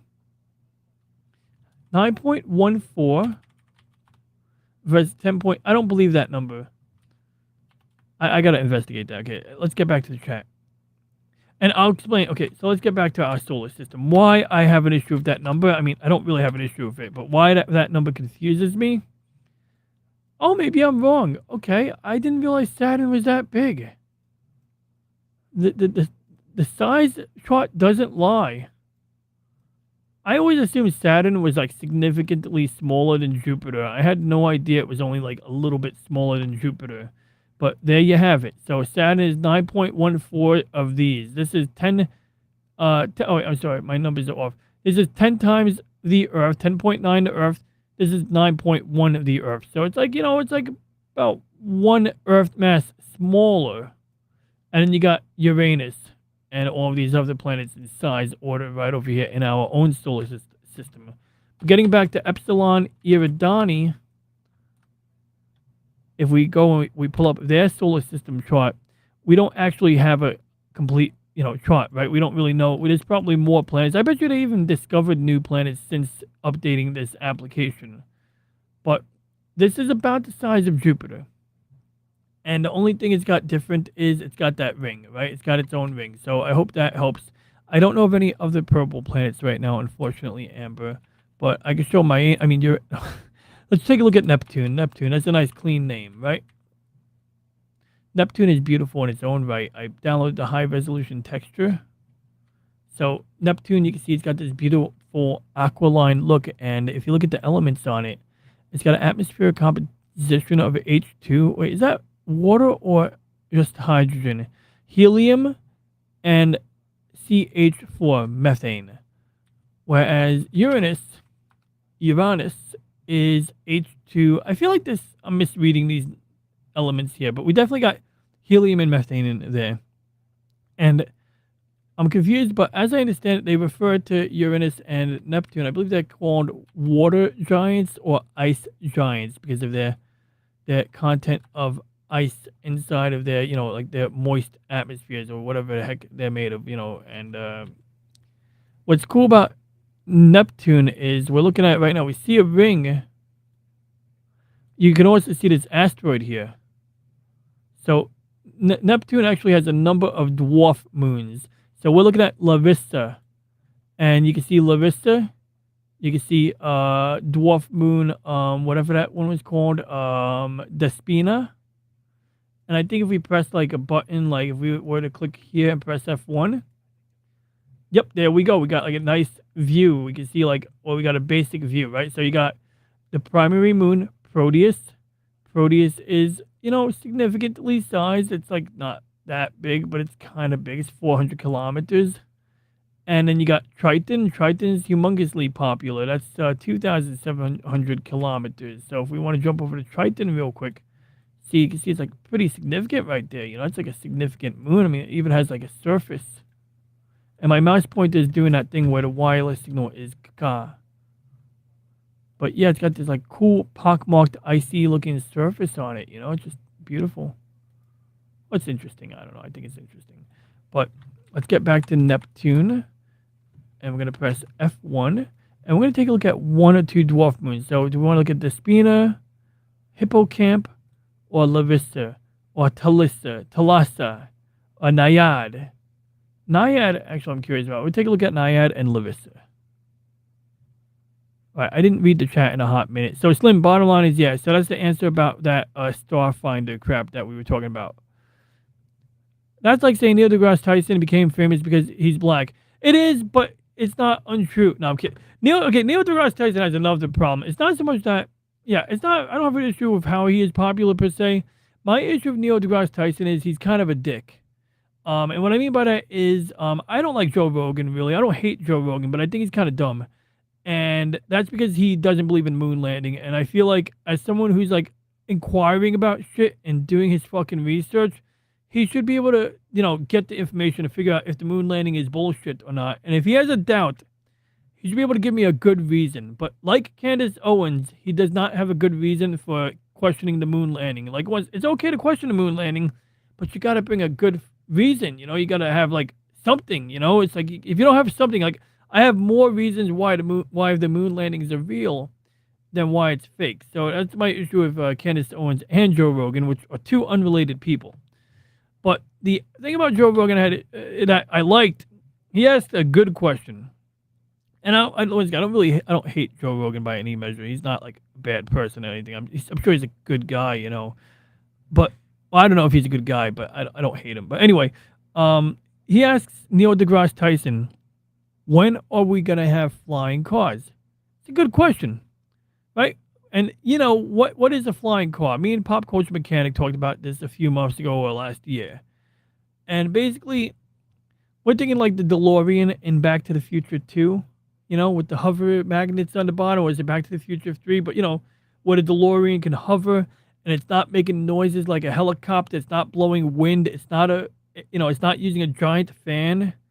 It's just like doing magnetism or something magical like that. And it does it quietly and efficiently enough. And Neil deGrasse Tyson responds to Joe Rogan's question by first giving his mind-blowing question. He goes, we do have flying cars. They're called helicopters. And it's like, you fucking jerk off. That's not what he meant when he asked about flying cars, you fucking smart-ass, fucking pedantic piece of shit. And then he goes on to talk about air traffic control. And that was actually a valid point. So he could have addressed the first part of the question and maybe talked about room temperature superconductors, and said like, well, if we could have this totally non-existent thing like a room temperature superconductor, because I do believe right now there's no evidence of room temperature superconductors that can really do anything practical or exist in a solid piece of matter. Then he can move on to, even if we had flying cars, it's a bad idea because of the air traffic control issue. That would be cool, but he didn't. He just was a smartass and he derailed the answer and he just went off topic, and Joe Rogan was a bit too dumb to like press him for a real answer because he's stupid. But he's not a bad person, he's just kind of dumb. Sometimes he's dumb. Many times. I apologize. I shouldn't insult Joe Rogan. I kind of feel like a shitty person for doing that because I've never really heard Joe Rogan talk trash about anyone, so to his credit, yeah, I think that's kind of cool.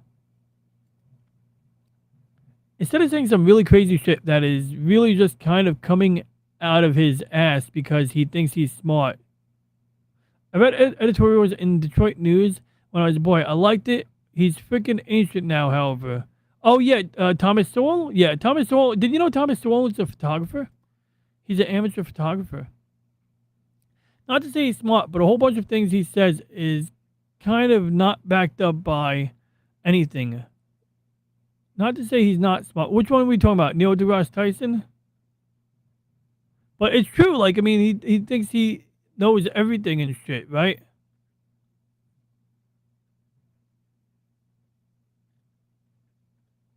James. Oh, we are talking about Trump. We were talking about everyone. I mean, I just went all over the freaking place. I went from Trump to some other person to Neil deGrasse Tyson to Candace Owens to Joe Rogan to fucking... I forgot at this point, to be honest. But yeah, we landed on Neil deGrasse Tyson. He was the second to last person we made fun of. I talked about Joe Rogan, but I also expressed regret for being a little bit harsh about how I referred to him as being dumb. I can either begin my rent now or should I just step out of the conversation? Begin my rent? Nah. Oh, rant. You're welcome to rant. I mean, look, dude, look, I say many things. I hope you didn't step out, Slim. We love you, man. All I'm saying is Kamala's a fake bitch, and she's not black. and she's Indian, and she's kind of like, like the problem with her and the likes of Hillary is they're just so fucking fake. And I understand Democrats are perceived as the people of the people, but I don't know. I'd rather have an elitist who looks like an elitist than a person who's an elitist who pretends to be of the people. But that's not really the most sage thing I've ever said, and I would take it with a grain of salt. Let's see. Let's see if we can catch up with the chat.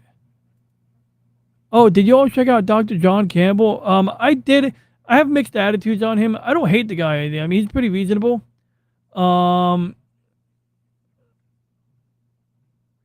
Wait, he took ivermectin and it fixed his prostate. Okay, I didn't see that part.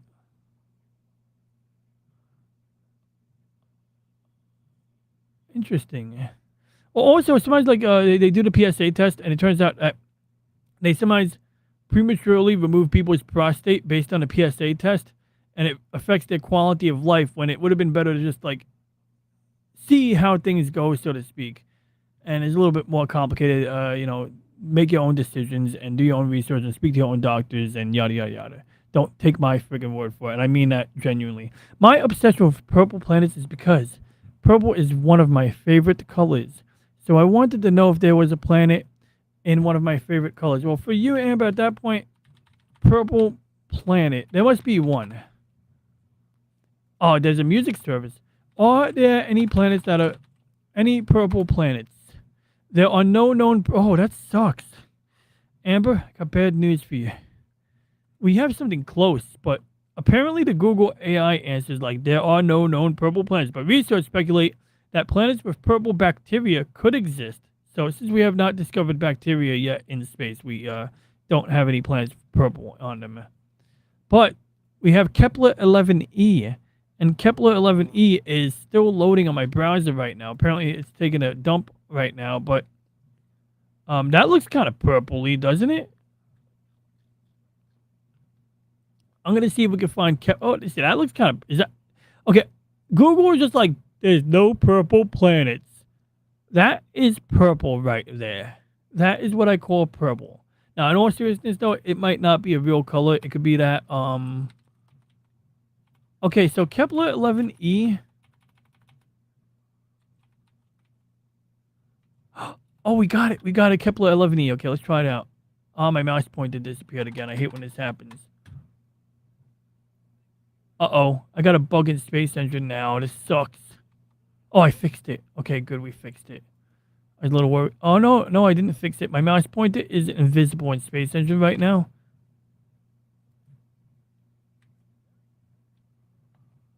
All right. So my mouse pointer disappeared. Oh, good. I can see it again.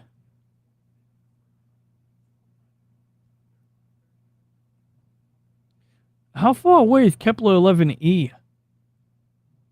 Holy cow.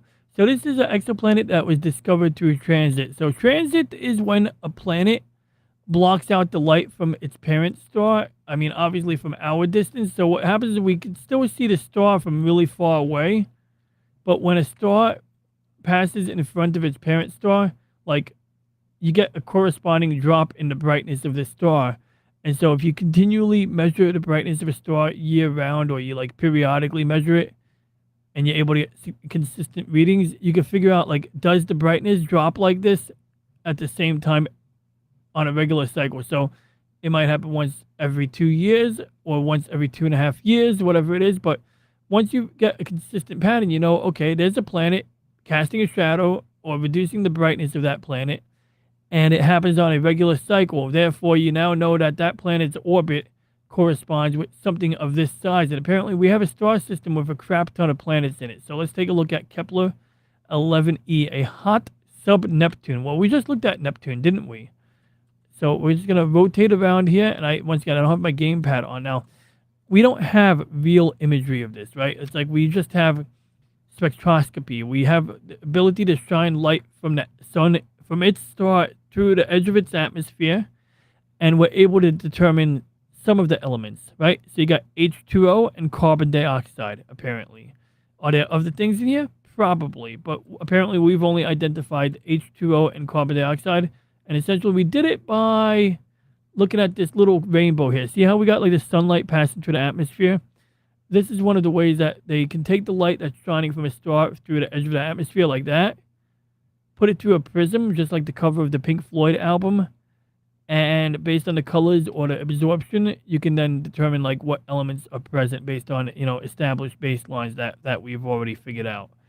So yeah, that's Kepler 11e. But getting back to my main screen, we have a NASA website called Eyes on Planets, and I'll happily drop a link to this because that's beautiful. And this one is purple, and it's the same planet I think we were just looking at.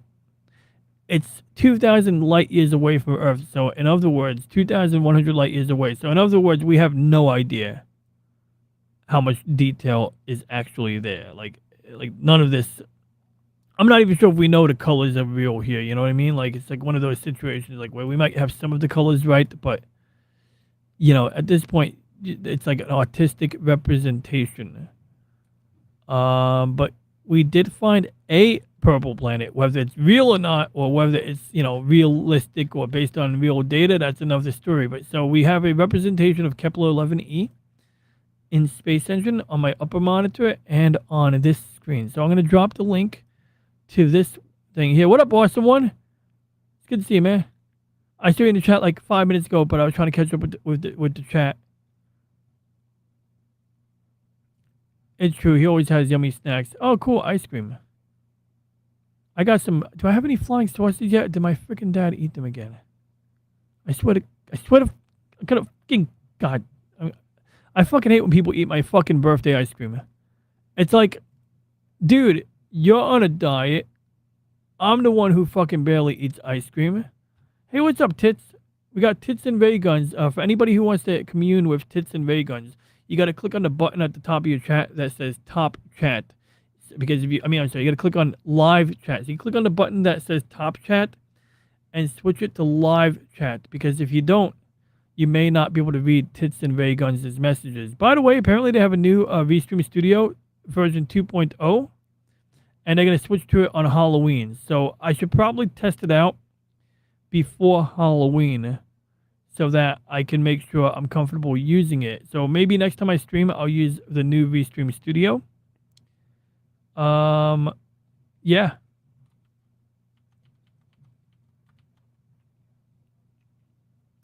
All right.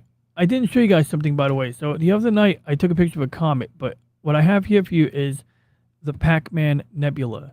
On a scale of 1 to Epsilon Eridani, how late are you? Well, I'd say you're actually more like Kepler 11e. Because like Kepler 11e is like, what, 2,000 light years away, Tits and Ray Guns?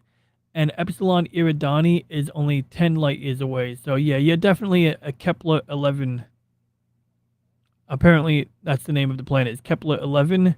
The star is Kepler 11. The stars, the planets around that star are lettered, right? So you got the Kepler 11, and then this individual planets are 1 through 11, I guess. So if we click on Kepler 11e real quick, and I do the, oops, wrong button, and I do the F8, we can get like this.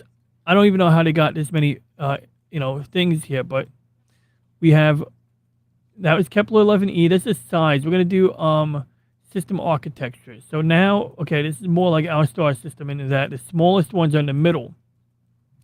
So you got a torrid, arid terra. So at best, it's a desert world, but at worst, it's worse than a desert. It's got H2O, nitrogen, silicon dioxide, and carbon dioxide.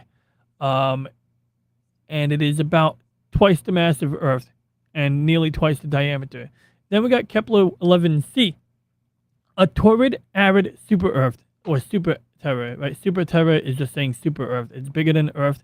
It's nearly 3 times the Earth's diameter, and it's got similar elements once again. Then this one here has CO2 and nitrogen. It is also another hot, arid super Terra. This one's a hot sub-Neptune. This one's a hot mini Neptune. Oh, how adorable, mini Neptune. This is a warm mini Jupiter. Oh, how adorable, mini Jupiter. How cute. All right. But yeah, I'd say nothing that looks habitable for us, right? What scientists won't tell you is that purple rings are made of grape drink. Yeah, not grape soda, grape drink. That is right. Sounds like the game Earth, where they try to sell land for real money in a video game. A complete. That is fucking insane. That sounds familiar. I think I saw a video about that awesome one. That was wild. I remember that. That was just some insane crap. Yeah, I do remember it. I want to say it was like involved some famous dev of some old game, and it was like it was riding on the coattails of his notoriety, but it sucked, or they never completed it. I'm not a Sailor Moony. I haven't watched enough Sailor Moon yet. Oddly, I might have watched more of the Sailor Moon musicals, the live action musicals. They literally have live action musicals, and I want to say they kind of have bumpin' club music. Some of them do. And some of them have decent stories. Some of them have decent stories. Like I watched one where they had a Halloween special where they had a guy named Dracul. And I think Dracul is actually Dracula. But because the Japanese don't, they always add a syllable to the end of words, they just called him Dracul. And then they go like, Dracul, It's like Dracul, And so, yeah, he's basically, they had a Dracula. And it was really cool. That one was kind of cool. But Dracula, or Dracula, he ended up like, kind of like helping out. Even though he was one of the bad guys, he still ended up like doing the right thing, and that was kind of cool. I'm not sciencey at all. It's fascinating though. I love nerdiness. Aw. Well, you're a nerd, Amber, because Amber's in school, and for a person to go to school when they don't have to, that makes them a nerd. No, I'm kidding. No, I respect what you're doing. Yeah, hitting them books. Go as they say. Go get him a tiger. I can get the book if you all need. What book are we talking about? I like books if they're good. Is the two smallest atoms H sub 2 and he solo atoms so-called noble gas? Oh yeah, well, I know helium. What, helium and hydrogen? Is that right?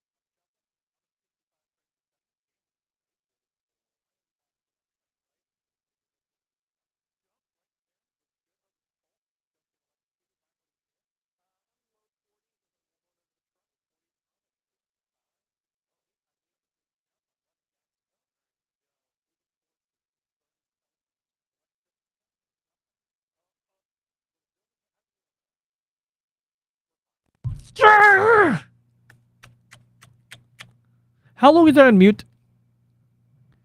How long is that on mute? Oh. Love you, Gray. It's good to see you, Gray. One of these days, if you're ever available, I'd love to have you on. And if not, that's cool too, but you're the man. Gray is one of my favorite internet people, and definitely my favorite gaijin. Am I allowed to say that? He's not really a gaijin, though. He's got a family in Japan, so he is Japanese in essence, I would say, right? He's like an honorary Japanese man. How long was I on mute? How long is I on mute? This is terrible. Well, you guys are amazing. He's like, I'm looking at the metrics here. Like, not that I pay attention to metrics, but apparently you guys stuck around for that long. Can anyone read lips? Do we have any deaf people here who could read lips? Hey, what up? What up, Lorenzo? All right, so, yeah. James sent a link that I can't click on, and I can't find it, so I'm just going to scroll to the bottom now. But I do want to highlight, I'm high school educated, too. Let's see here. Where's I want to click on Gray's chat because he's got a cool avatar and a great channel. Don't. Yeah. Tell me about it. Wait. Yeah. Okay. So, I'm gonna have to start like maybe getting James in here, like just to sit in a browser tab so that he can maybe like yell at me or something. You know what I mean? Like something, or maybe I got to give my phone number to people and just have people text and call me while I'm doing the show.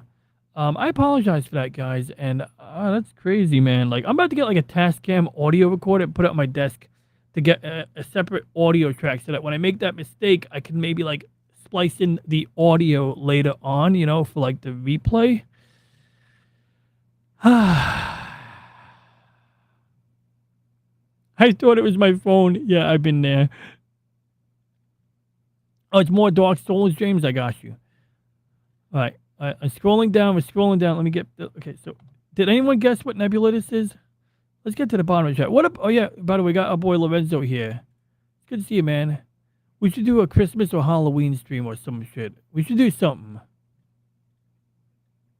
Maybe do a Monday show. Maybe I move my Monday show to Wednesday and keep calling it a Monday show. But either way, we'll figure something out, you know. Okay, I have Discord. Wait, I have Discord. Oh, that's a good idea.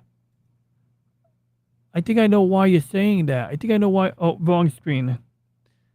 That screen. Well, what nebula is that? Tell me what nebula that looks like. Like, turn your head sideways and tell me what video game character that looks like. All right, guys? So, that's actually an interesting idea, Zombie Box, because I used to, the talking avatar thing I have in the corner, it used to run to a Discord voice channel. And when I set that up, I discovered some crazy shit. Like, when I was muting my audio, depending on how I had it set up, it wasn't always muting the sound. But essentially, I can mute my sound through the Stream Deck, but sometimes I favor muting it through the button on the microphone. Lately, the Stream Deck is my preferred way to do everything, but when I plug in a USB gamepad, and if I turn my drawing tablet on, and I have my power amplifier on, running the preamp for the microphone, for my audio interface, it seems to just exceed the power budget of my USB hub just enough to cause like the Stream Deck to get laggy and for devices to just flick out intermittently at random intervals. So it does look like a Heart Nebula. That is a good guess because that is a real nebula. The Heart Nebula is a real nebula. Some person, but it is a video game character, and there is no video game character named Heart. Is there? Maybe there is. It does look like a raspberry as well. Zorg, that's close. Okay, I'll just tell you guys. Come on. It's easy. Pac-Man. It's the Pac-Man Nebula. Can't you see it? Now, granted, this is an unprocessed raw... Slim. This is an unprocessed raw image right over here, right? So, this was taken using a similar process to what we're using right now. So, we took like multiple pictures in a hydrogen alpha filter. And I got great news for you guys today. I have great news. I actually have a way to show you the hydrogen alpha filter. So let me just exit something, and then I'm going to open up my web browser as soon as my computer decides that it wants to cooperate with me. Okay, there it is. So you're going to love this. Oh, yeah, James, I'm sorry. My brain got sidetracked. I found the computer you were talking about before. Yes. I think it looks interesting. If you said it was how much money, $2,000 or $1,000, I mean, it's got 10 gigabit Ethernet. It's really the CPU that's the part that costs the most. The case is kind of like so. Oh, it's a Lan Li. Okay, so Lan Li is one of those fancy boutique brands. So you're definitely paying for like the name, although they build their stuff well. So it's not like you're just paying for the name, but it's like the Lan Li name tends to be pricey. They put the power supply in its own compartment. It might even have a dust filter there. I love these motherboards. So like my desktop has an i9, and my biggest complaint about it is that you only have like a couple of PCI Express X16 lanes, and I think the second time you use the X16 lane, it automatically runs as an X8 slot.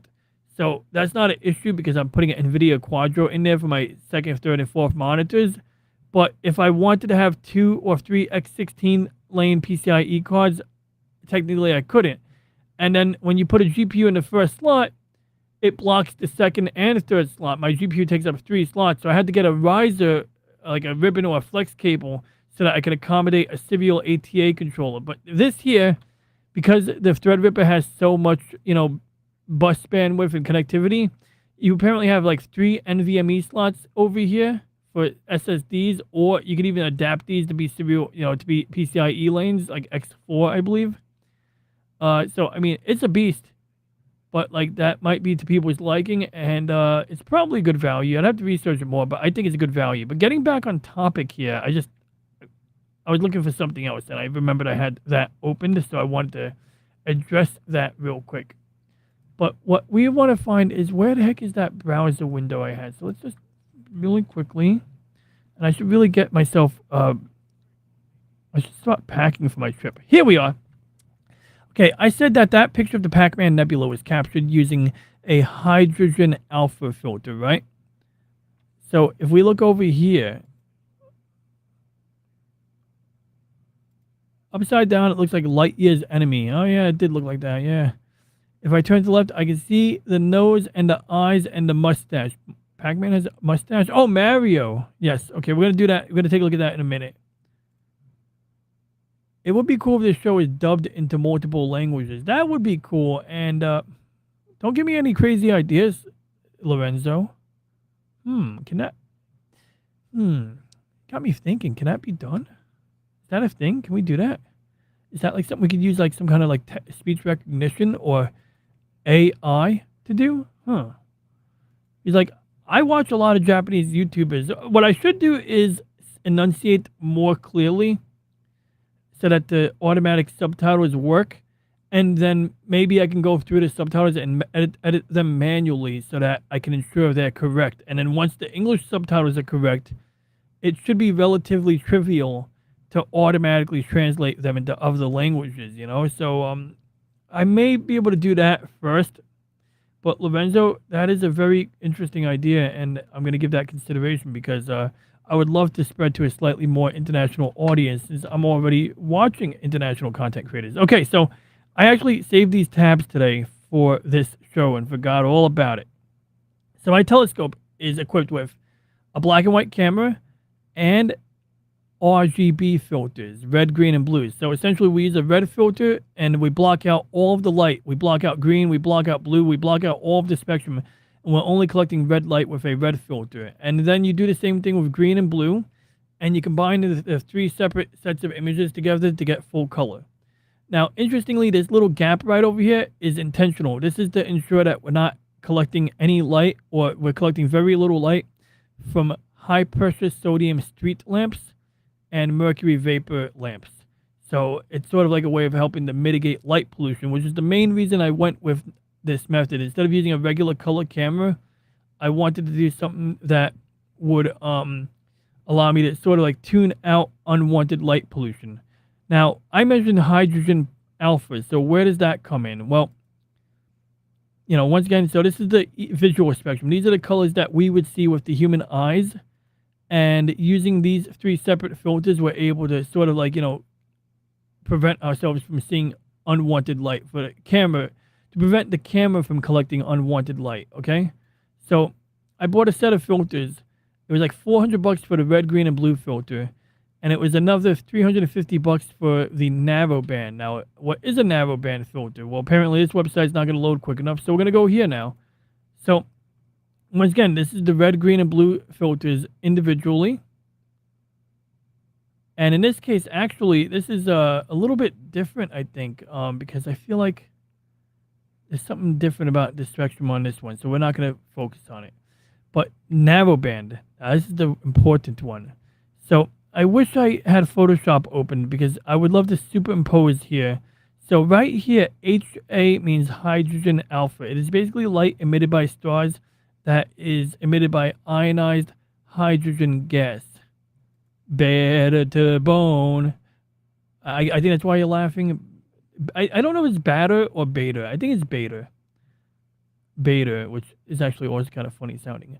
So real quick, I want you guys to take a look at the red spectrum real quick. And more importantly, right over here. So red resides between about 600 and 700 nanometers in this particular case. And if you look over here, you see this little absorption line here, or this little emission line where it says HA. So essentially, hydrogen alpha is a very specific shade of red that is emitted by ionized hydrogen gas from stars. And ionized gas is basically electrically charged gas. And we use this because we can basically block out a lot of unwanted light emissions from a Super Mario Pac-Man here. But like as the starlight from the surrounding stars shine onto that nebula gas cloud, we're able to like do long exposures because the light coming from a nebula is very dim, very minimal, right? So you have to do like a 5-minute exposure. You got to keep that camera shutter open for 5 minutes to soak in the light as the telescope moves with the sky, countering the Earth's rotation. And when we do that, how do I phrase it? We can basically exclude pretty much every other color of light except for that specific shade of hydrogen alpha. So what I do is I'll take like 10, 20, or even 50 pictures like this of the same object. And we take 50 separate pictures because some of them might come out looking better, some might be looking worse, some of them might have an airplane in front of the object that we need to just straight up delete. But essentially we stack them. We use a stacking application, a stacking workflow. When you stack them, you get more dynamic range, you get more contrast, which effectively yields more visible detail. Even if like someone would argue that I'm not, that's semantics. No, it basically yields more detail. And so you can see like it gets darker here. Or we have this little hoop shape here. We have this shaded area. All of that stuff gets sharper. And of course, when we're processing it, we're going to do a proper, clipping of the colors, right? Or clipping of the light, right? We don't want the background. So by default, it looked like this. And that's somewhat accurate, right? But we don't necessarily want this big red background. And we definitely want there to be like a little bit more finer detail. Now, this does have pretty good shading on it, but it's sort of blended in too much. So the act of stacking would help to make this look a little bit clearer. But if we do a combination of stacking it and stretching the histogram by doing this,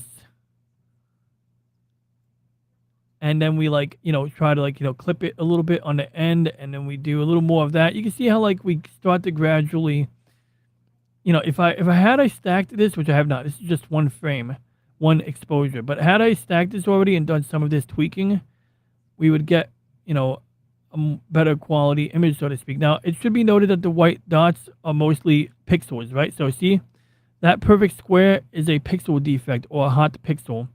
I take calibration frames to subtract those out. Even this little square is probably a hot pixel too. But this is clearly a star.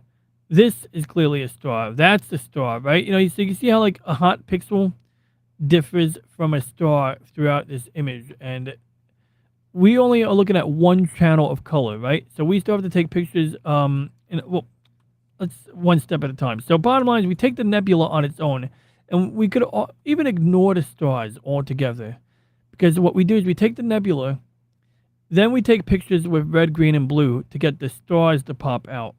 And that's why it's helpful to automate this so that I can sort of let it do its thing, and I don't have to do the tedious stuff. And I don't, just like how I forgot to unmute my microphone. When I take the pictures manually, it's still somewhat manual, but when I take the pictures using the manual, fully manual method, it's prone to human error. And so this sort of ensures that we're going to take an even amount of pictures across the total set, and it just makes it a little bit easier to move on to the next step of image processing. But now getting back to what is hydrogen alpha. So I showed you like a picture that was taken in the hydrogen alpha. But bottom line is that if I was using a red filter, I could probably get more of that nebula to pop out with less exposures, less time. But by the time I do a 5-minute exposure, it would also be more prone to like light pollution or other unwanted light sources. So it's sort of like using a hydrogen alpha filter. It's sort of like tuning the knob on a radio dial, and we could tune into like broadband. Broadband filters are what we're looking at right now. Red, green, and blue. The same red, green, and blue you see with your eyes. But narrowband is a very narrow frequency, and there's radios that you can use where it'll get a very narrow bandwidth. The audio will be like low quality, but it won't get any interference. Like it'll be like a muffled voice, but it'll be clear. It'll be like low, it'll be like analog sounding, muffled, but higher quality because there won't be static. I mean, yeah, it won't have as much, it won't be as prone to static, so to speak. So I have a HA filter, hydrogen alpha. I have a sulfur filter that I rarely use, but I should use more. And it's sort of like a shade of ruby red, right? Hydrogen alpha is ruby red. So when I do the processing of the Pac-Man Nebula, we're going to, give it basically a ruby red color. And then some nebulas, like the Veil Nebula, have like little like hints of like red and blue. And so that's where the O3, the ionized oxygen filter, comes in over here. And it sits right in the middle of the blue end of the spectrum. So yeah, that's what hydrogen alpha is. And the bottom line is that I can take longer exposures in hydrogen alpha without the image getting completely washed out. So I hope that answers the question that may not have been asked in the first place. And moving on, let's move on now. What else do we have? Any questions, guys? Here we are. Find any astronauts? No, but one of these days I want to freehand my telescope and maybe take a picture of the International Space Station before they deorbit it. What up, Vankman? Good to see you. When I was living in the Sierra Nevada mountain range, there was a spot you can get up and look east and see a bubble of light from Las Vegas. And then look west and see a bubble of light from Los Angeles. Damn. They should nuke those cities so they don't create so much light pollution. Now, that's pretty interesting, though. I think it's funny you mention that. I think I sort of did that when I went to my brother's house in upstate New York. Yeah, I sort of did something similar. And it is kind of cool. And you know what's even cooler than that, Slim?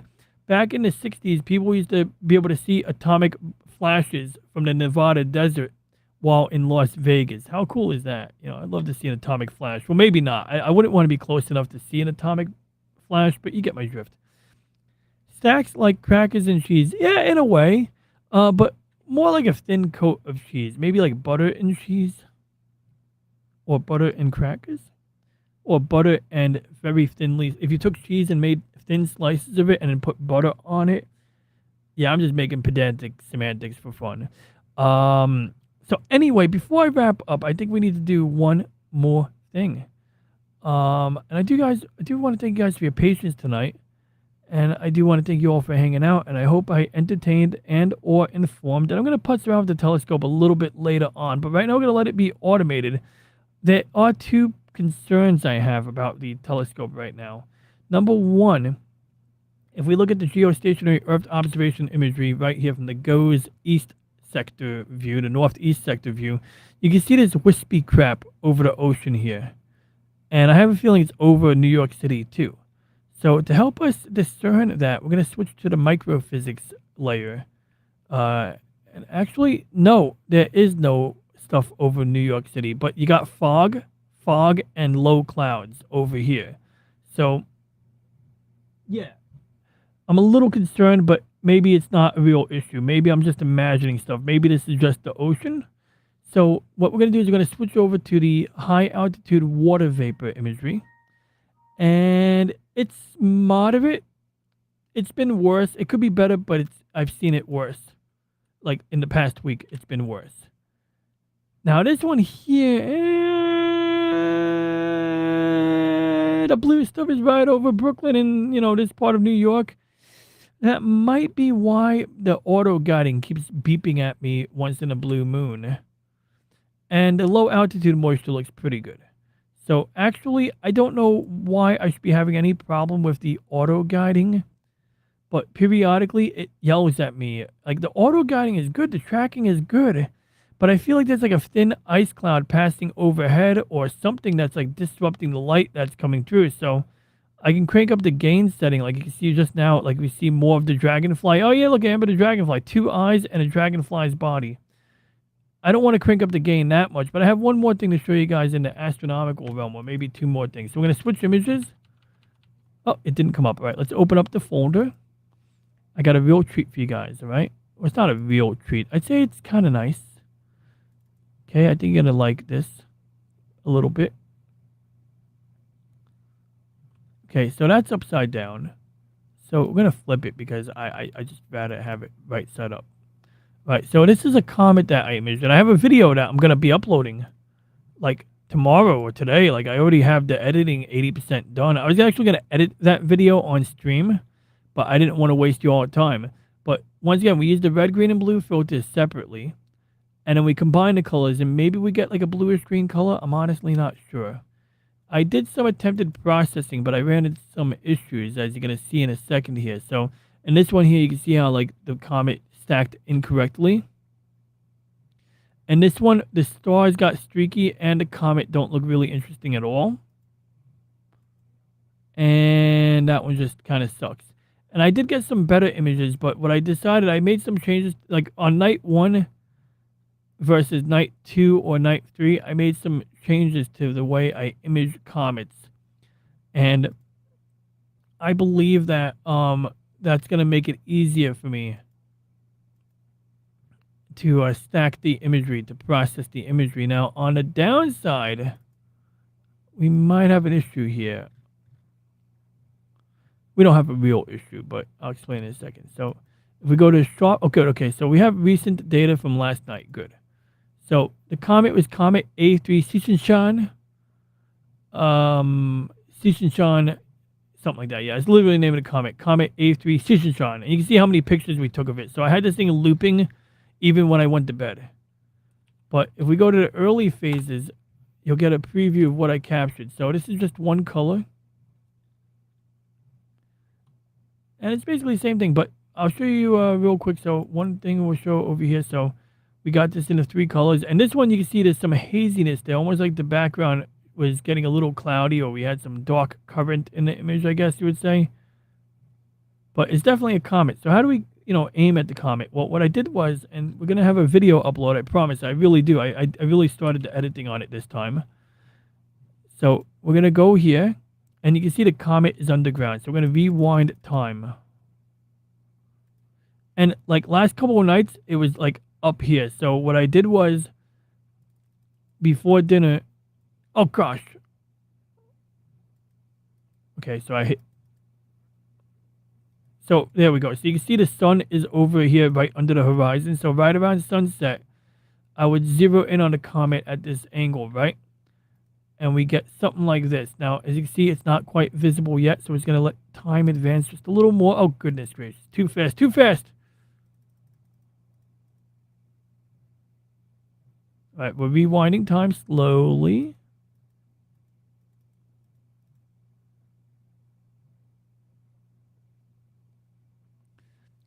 Talking of wideband radios, my ham gets everywhere, even Hong Kong. I'm surprised the thing doesn't emit a blue glow when I use it. That's cool.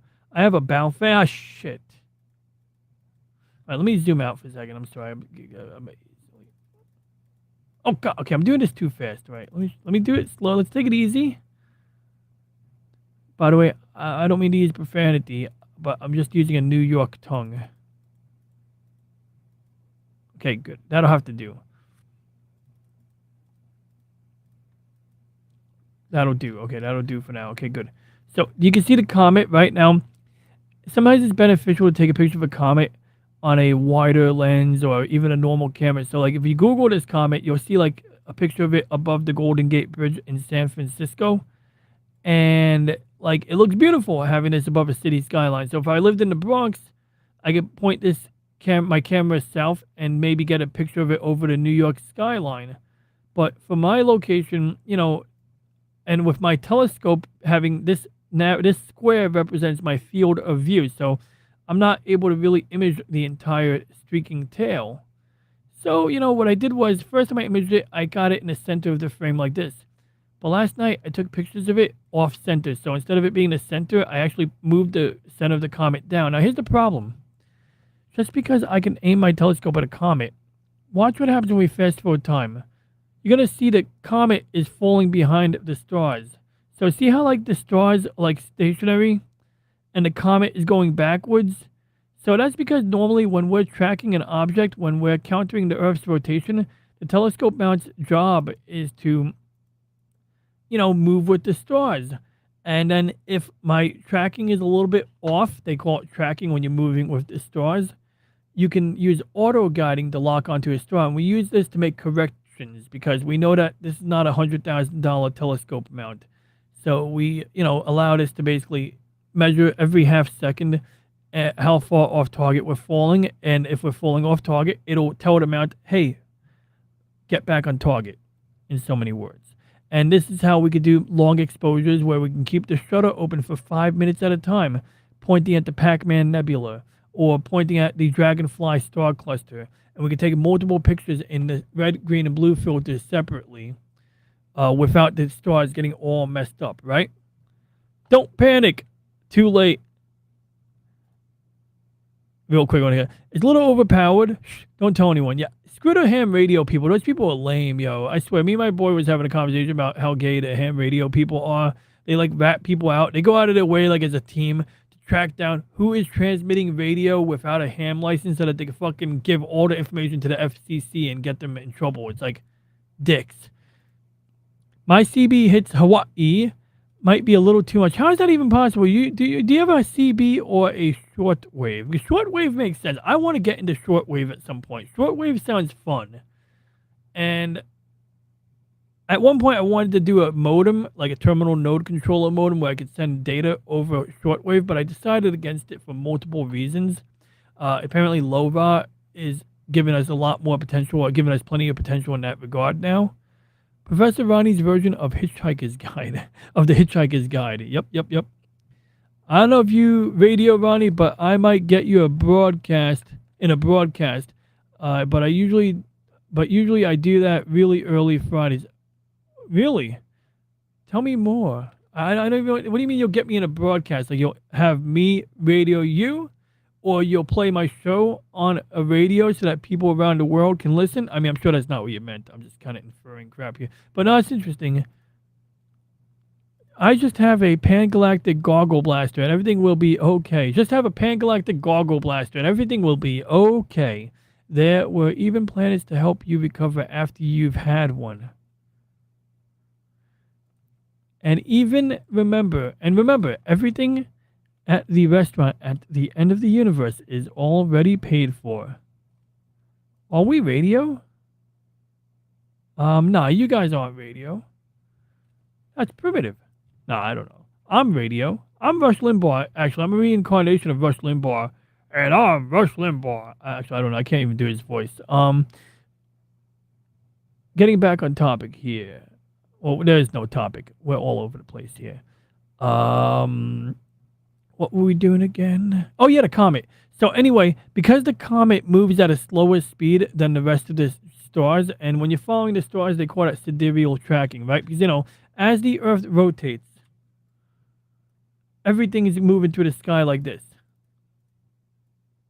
And then the sun's going to rise, and see, the sun moves just like the rest of the stars. So, I mean, I know I'm zoomed in, but, you know, like, if you're looking north, it does this, and you get all dizzy, right? You dizzy yet? I'm sorry. I'm going to stop. And the comet is not moving at that exact rate at all, right? It's like it's influenced by that. Its apparent motion is influenced by that, but it's not moving like that. So what I do is, and this is going to be in a video, I click on the comet in this app, but I have to use like a 0.1 second exposure, which is not normal. Normally we're using like a half-second exposure like we're using right now, as you can see. Oh crap, wrong button. And then when you click on it, the comet nucleus, the problem is that you're clicking on something exceptionally bright. So normally when I'm doing guiding, you'll notice that I'm clicking on a very dim star or a star that's very small, because I want the profile, the brightness curve of the star to look like this nice little point. And you can see the interpolated picture that looks blurry, and you can see this is what the camera literally sees. When I clicked on it just now, you can see this pixelated star. That is what the camera is locking onto. The camera is trying to calculate where is the center of that pixelated mess. And that's how it's keeping the guiding. And interestingly, the scatter plot, if that's the right term, you can see down here, the scatter plot represents a 2 degree or 2 arc minute range.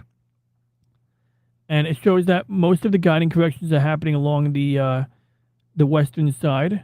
So, or the east side. Yeah, it's like, so basically the mount is being told to speed up a little bit.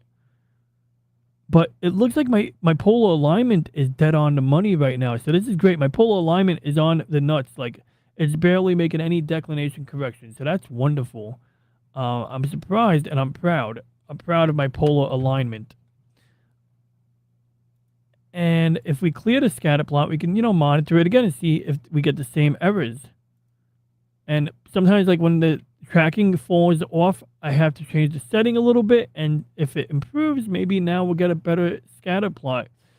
So anyway, you lock onto the comet. But what I did last night versus night 1 and 2, yesterday was like night 3 of imaging the comet. What I did differently was I took the comet, instead of letting it be in the center of the frame, I had it move over here. So I had the middle of the comet down here so that we have a nice tail that would then, fill up more of the image. And if we go through the raw data folder, we might even be able to find it. So we have, right, comet A3 Shishinshan. Ah, darn, the fly just hit my face. So see, this is it. So the comet here is, I know this doesn't look like it's low, but the first night or two that I took a picture of the comet, I think it was at night 1 and 2, the comet was actually more in the center of the frame. So it's like up here, and I lowered it. And when you stack it, yeah, we get more detail. Now, I think this is not the brightest layer. Let's see what color that is. That one is in green. So that means this is going to be red.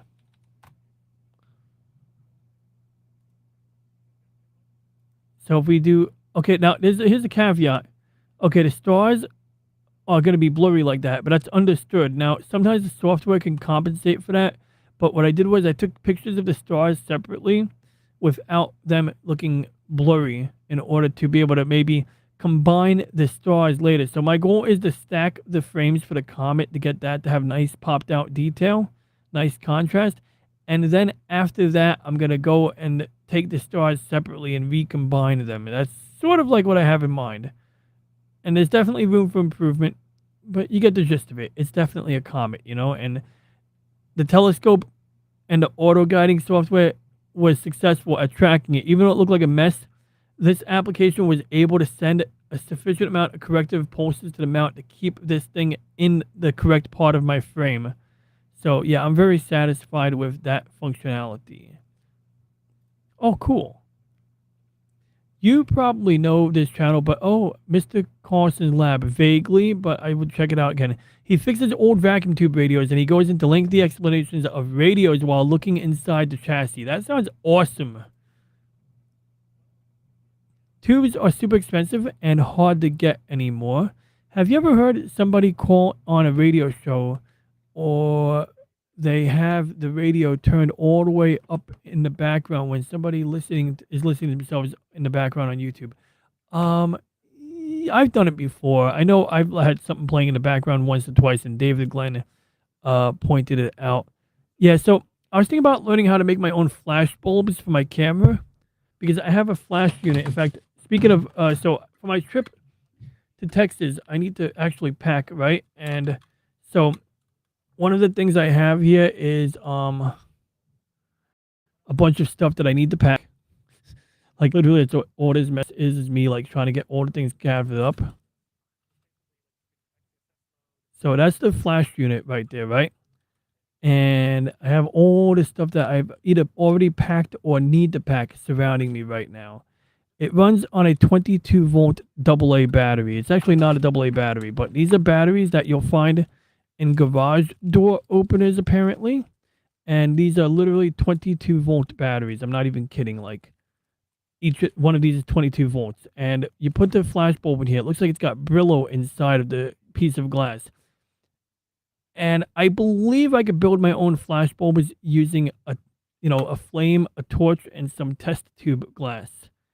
If I can just figure out the basic materials that go into it. Because even though I can still order flash bulbs, I believe they're not going to be available forever, right, guys? They can't be available forever. So that's why I'd like to order or build my own flash bulb, basically, right? So that's one. Have you ever heard of somebody call on the radio and... Oh, wait, you said that. Yes. I think that was about 20 times worse. And that's what the overpowered CVs sound like when I talk. Oh, I got you. Just say I had a few .gov people. Just to say I've had a few .gov people once or twice about it is perfectly legal and they hate it. Wait.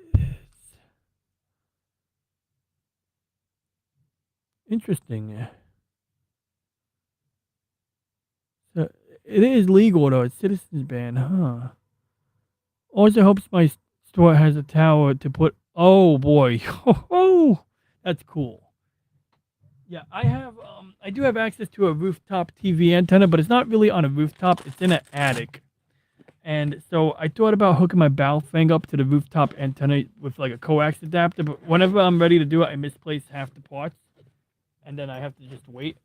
I did test out a long antenna, and I got pretty good range. I got about 2 miles from my friend's house before we picked up major interference from a local cell transmitter or from a power station. So, okay, this is the camera I'm going to pack. I already have a zinc air battery that I put in my camera bag. So I have a zinc air battery that replaced the lead battery that used to go in here. And that's because when you're taking a picture, the light meter has a little needle in here. And that needle it needs to be in the middle. So what you do is you open and close your aperture, right? So you have the iris in here, the little thing in here. And if you set the aperture like this, you can see that little iris. So, less light, but you get a broader field of focus, a broader depth of field. Or you get more light in a lower light setting, but now you have to make sure your focus is dead on. Anything too close or too far from your point of focus focal point will be blurry. But once you set your aperture, you'll notice there's this mechanical thing here where the light meter that's built into the viewfinder knows the maximum speed or the maximum aperture, and it knows what your current aperture setting is. So it knows how much light the lens is restricting. And so based on that, it can then compensate, and the sensor or the thing that reads the amount of light can be aware, like basically this thing is mechanically linked so that if the light meter picks up a ton of light and it knows the aperture is wide open, it'll compensate accordingly. If on the other hand the light gets really dim but it also knows that the aperture is closed, it takes that into account by or at least is designed to. The second thing it takes into account is what type of film you're using, right? Because different types of camera film have different speeds, different ISOs. So this is Ilford 100. 100 is going to be low ISO, not too low, but low enough that, when you set it to ISO 100, the light meter is going to be aware of that. This is ISO 200, so this is slightly more sensitive to light. So once again, if for the light meter to work correctly, I have to pull up this wheel and turn it to the setting that corresponds to the type of film I have loaded into it. And then the shutter speed, of course. So if you're using a flash, you might have to use a sync setting, like a setting that synchronizes with your flash. But otherwise, you can go up to shutter speed 1/1000th of a second. And the faster the shutter speed, the less light is going to be exposed on your film. So the light meter, when you have the light meter needle, you'll see the needle either go higher or lower. And as you bring yourself to a higher shutter speed, the needle will get less and less and less. And you can see the needle from in the viewfinder. See, on the top of the viewfinder, you can see the needle right there. So yeah, that's what that does. So the battery on that, shit. I gotta go on Amazon right now. Oh boy. I just remembered something. I think I'm missing a battery. I think this camera takes 2 batteries, not 1, and I only ordered 1 battery. Oh boy, I'm gonna be sick. I need that battery. Or I don't really need the battery, but it's gonna be here Wednesday. I'm screwed. I might ship the battery to Texas. I might I have an idea. I might have to ship I might literally have to ship this battery to the condo I'm staying at in Texas just to ensure that I can get this battery. But if not, I can work around it. I don't technically need the light meter. I just like having the light meter. But realistically, these old electronics are not very good on this camera. Like the camera, very good mechanical components. The electronics leave much to be desired.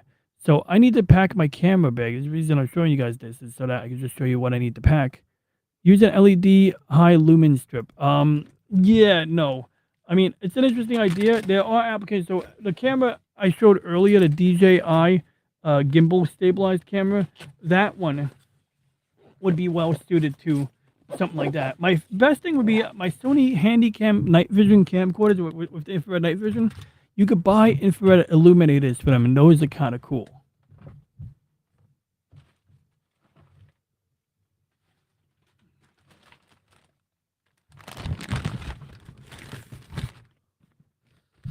Okay, so I'm gonna have to unpack this box here, but this is the what do you call it?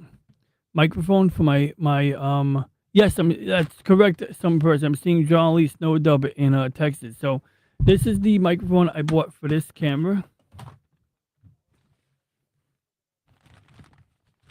This is an adapter, so I have another wire coming in the mail tomorrow. Or I think I might have the wire already, but I have a special wire that goes from this to USB. But the problem is that you can't charge the camera while using the USB port. So I bought this so that now I could plug in a microphone and a USB power bank at the same time if I need to supply power to the camera. Because, you know, anytime you do anything with photography or video, you'll come to learn that, you know, battery life can really be a thing, you know, that you want to deal with ahead of time. So this is a protective frame for the camera. So this is actually this is so that I can mount the microphone. Because the problem I noticed was that there was nowhere to mount the microphone. So what I did was, we have this little jig here, and this will allow me to mount the microphone to the bottom most likely. So that's why we have that right over there. Now we got Ilford 3200. So remember I was talking about high sensitivity film?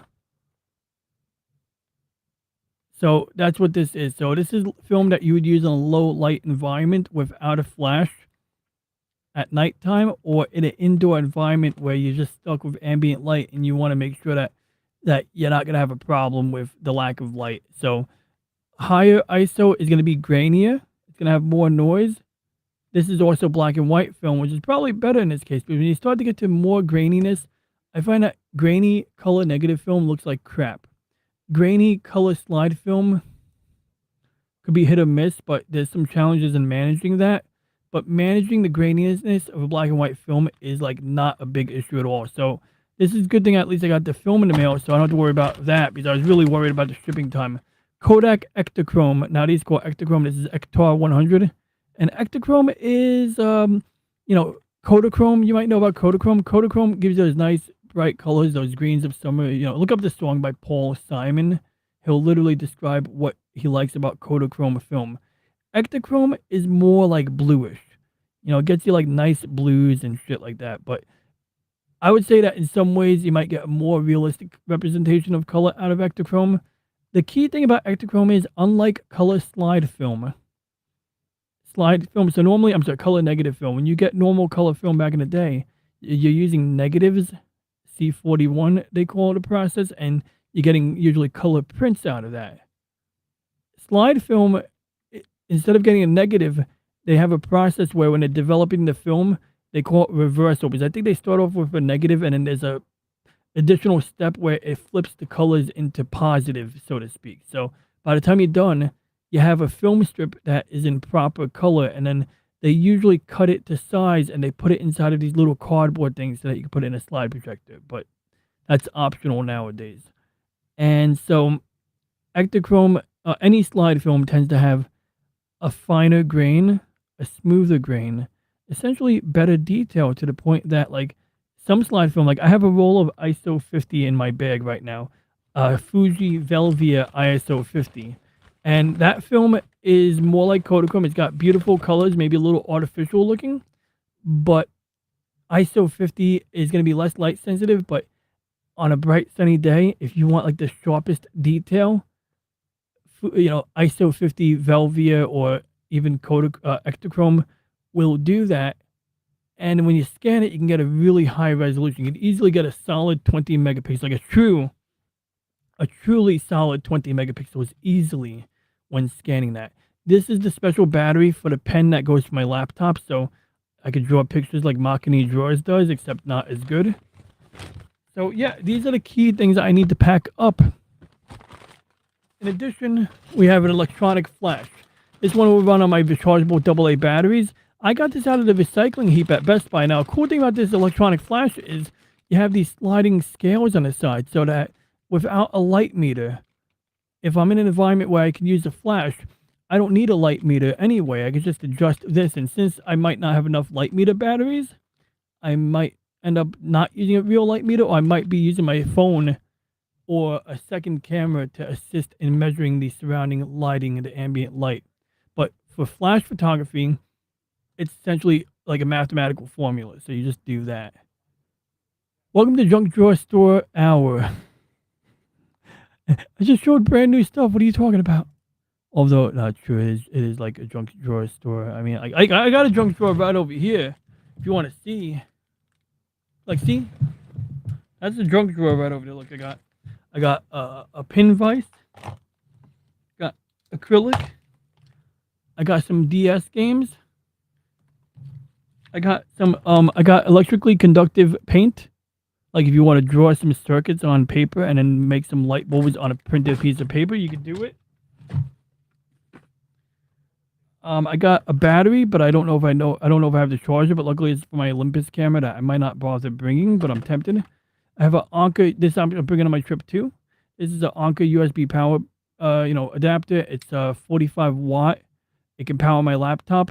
The charger that came with my laptop is like twice as big, so instead of using my laptop charger, all I need is this red USB-C cable and this, and I can power my laptop.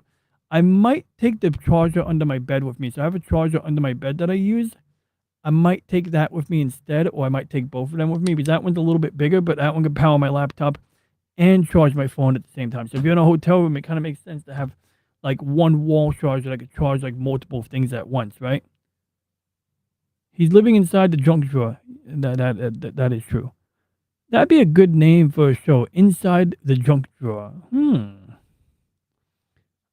I don't know what. So I just click on this little golden star. I don't know what the golden star does, but I hope it pins it. Okay, so that doesn't do anything. But you got me. You got me inspired to have a show called Inside of the Junk Drawer. Because look, I mean, we got stuff here. Look. I know Slim knows what this is. Slim, did you ever see this yet? You ever see it? Oh wait. Slim, do you know? Did I show you this yet? You know what this is. Slim knows what this is. That's the Katamari guy. That's the king of Earth and his wife. But yeah, talk about junk drawer. This is a PDA from like 2005. And if you think that's bad, this is a PDA from 1999. And the wild thing is, it plays movies.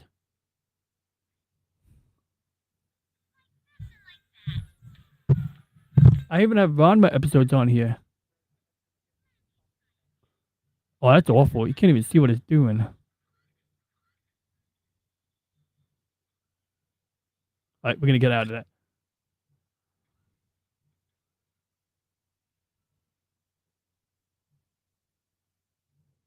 Look, Punk Waddle.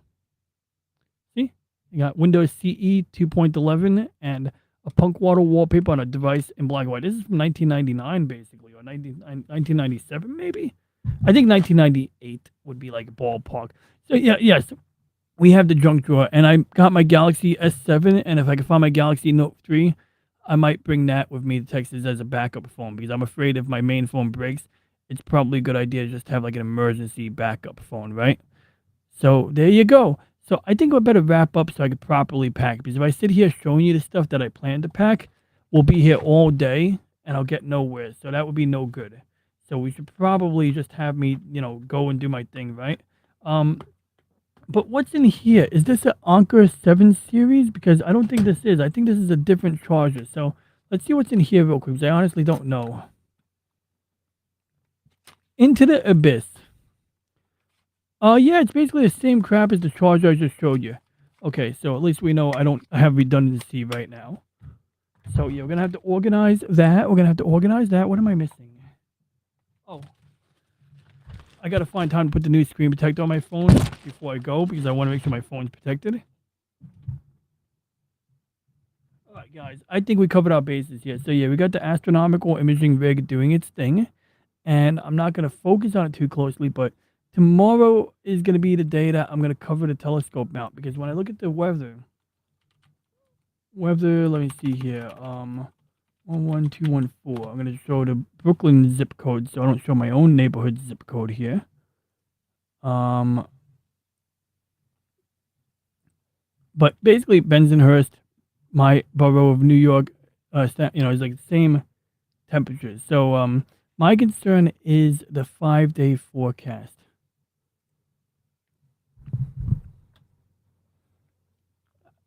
I got to get that message off the screen. You need some organization.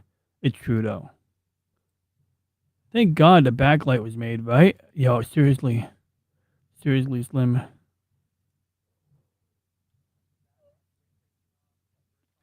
All right. So, yeah, I mean, look. So, question, guys. Should I just go ahead and, go on vacation without putting a cover on my telescope and just leave it out there? I mean, I got someone who could check on it for me, I got family who could check on it, right? So as long as we don't have rain coming in, I'm good. My biggest concern is this 11% chance of rain and the 6% chance of rain. One, if we get a partly cloudy day, there's no point in having the telescope uncovered. But if we have a clear night, I can literally log into my telescope remotely. You know what? I'm just going to cover the telescope up. You know what? Because I realize I shouldn't be staying up all night in a hotel room running my telescope. I can do astrophotography when I come back from vacation. Even if it rains next week, and we are getting a little bit of rain next week, you know what? I'm just going to do that. I'm just going to cover my telescope up tomorrow so I don't break it. And I'll research that computer that James showed us. But, I mean, I like what I saw in that computer we have on my top screen. But I would definitely like to take a better look at it, And with that being said, does anybody have any questions at all? Any concerns, any ideas, any suggestions other than being more organized? Although that is a good idea. And yeah, Star Hustler. I like the sound of that. Yeah, and yesterday I went to record a video on Space Engine for my coworker to show him how you see the moon during the daytime and why you see a given moon phase. And it kept crashing. So the good news is I was able to upload enough data. Oh yeah, my computer's still uploading data. Look at that. I'm uploading so much OBS stuff. Look how much crap I record in OBS. It's like 6 terabytes, over 6 terabytes of crap in this folder on the right side that you can barely see here. It's literally uploading it right now, and it already transferred only 5 gigabytes? Oh, it's got 5 gigabytes left? Wait. It's only going 65 megabytes a second? And it only transferred 900 gigabytes? Wait. Yeah, only transferred a terabyte? That's it? It's nothing. It took this whole show to transfer a terabyte of data over my home network. That's so slow. Look, blocking it. See? 9999-940-569, etc. So yeah, that's gonna keep running because I need to get some data off my computer. Space Engine crashed on me 3 times yesterday, and I was like, you know what? Let's get some data off this hard drive because I think the days are numbered on one of these hard drives. But that's a different topic. I'm so easily off topic. I most certainly will. Oh, in fact, Bankman, I forgot to do something tonight. I was going to show pictures from the last time I went to Texas. I actually took a video on this camera. But next Monday, here's what we'll do. I'll show you some pics from this past weekend. Oh, I'm sorry. I should be on next Monday. I land on Monday. So next Monday might be the first time I'm skipping a show. Unless I'm, not jet lagged, right? If I get home and I'm not sleepy at 10, I'll do a show. If not, maybe I'll defer it to Tuesday. But I think that I'll be able to show you some of the video and pictures. The only thing I won't be able to show you is the film photographs, right? The film stuff I'll have to, you know, I'll have to gather that up and get it mailed out and processed and then get it back in the mail. Then I have to scan it. But I would definitely love to do that. And so I'll show you the digital video and digital film, digital photography that we capture. So yeah, and yeah, I have a plan I have plans just for making sure the turtles survive while I'm away. As for when I get back, I might need help here, man. But I'm thinking it through, kind of. Once I'm done packing, I'll have more ability to think about that. But yeah, packing and getting myself to the airport and not getting lost in the airport and, all of that is number one priority. There was a show on PBS called Star. Oh, yeah. Was it you or James who told me about it? Someone told me about Star Hustler. That show is awesome. It's a very good show. I recommend it. That guy is cool. Take airport pics. I'm just trying to get past the TSA security checkpoint there, Venkman. But once I'm in the terminal and once I'm on time or ahead of schedule, I would take airport pics because, yeah, that would be kind of cool, I think. That would be a good idea. I don't know if you're allowed to, just take pictures of random people in the airport. I feel like that might creep out some people, but I definitely know when I see a cool airplane through the window, I like to get pictures of that crap. And I always sit by the window. I always sit by the wing because I don't want to just look out a window. I like to look out a window next to a wing because it gives me a point of reference. So if the plane is turning or crashing, I have an idea of how much we're tilting with relation to our surroundings. And also, I like looking at all of the mechanical crap on the wing, so when the flaps and the spoilers and the, ailerons are doing their freaking thing. I just love looking at all of that mechanical crap on the wing. And if, the Twilight Zone happens, where there's a gremlin on the wing, I feel safer knowing about it, So yeah, I like sitting on the wing and I'll probably take a few pictures of the wing of the airplane. And I even took a picture of the Big Dipper last time I went flying. I got a picture of the Big Dipper from the plane. It was wild. Some person, it was Jack Hockenheimer.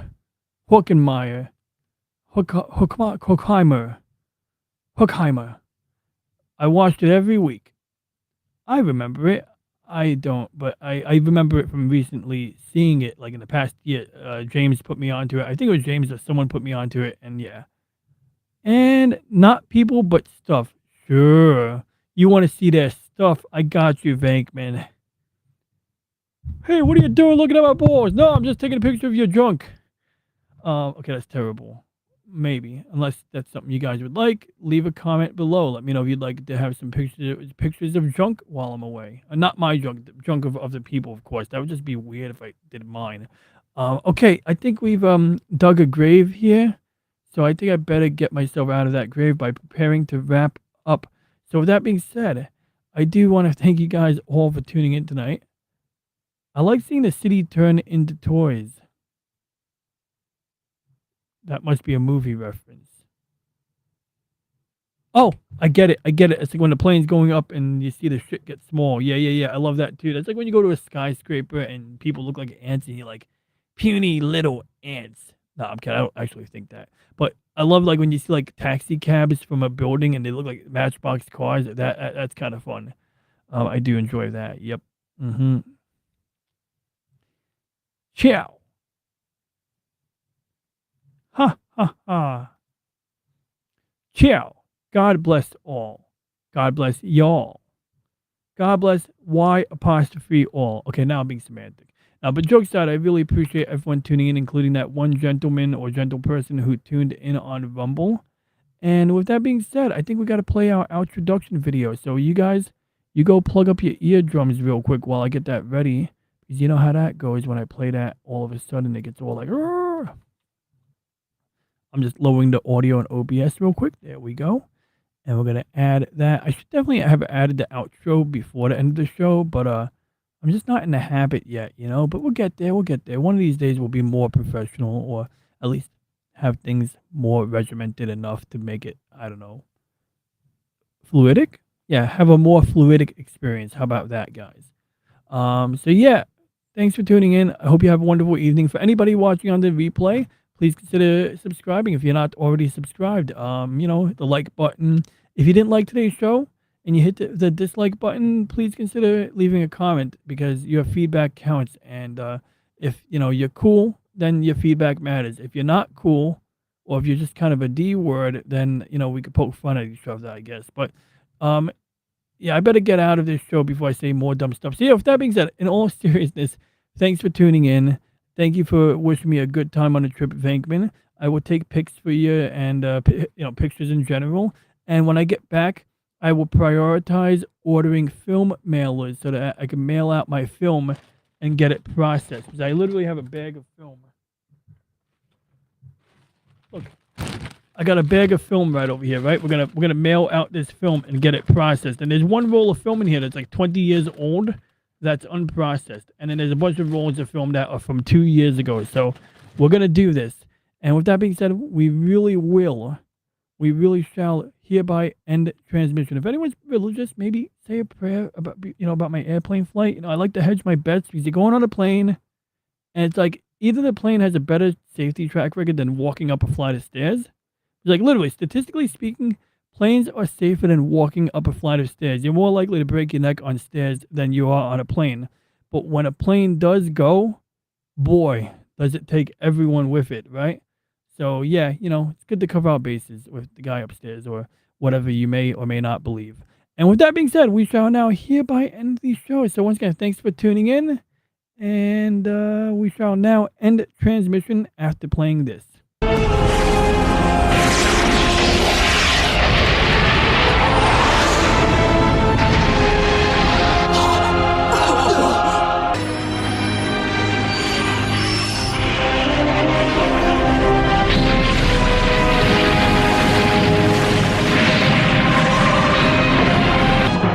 Yo, my gamepad is vibrating to the music. That is so weird. Right, farewell.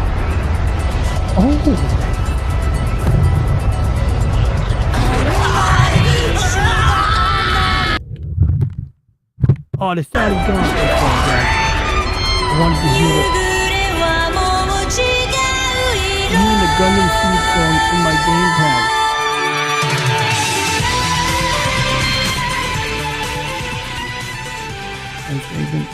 And thank you all for tuning in, and we shall now hereby end transmission. Oh crap, my mouse pointer froze. I'm not even kidding, my mouse pointer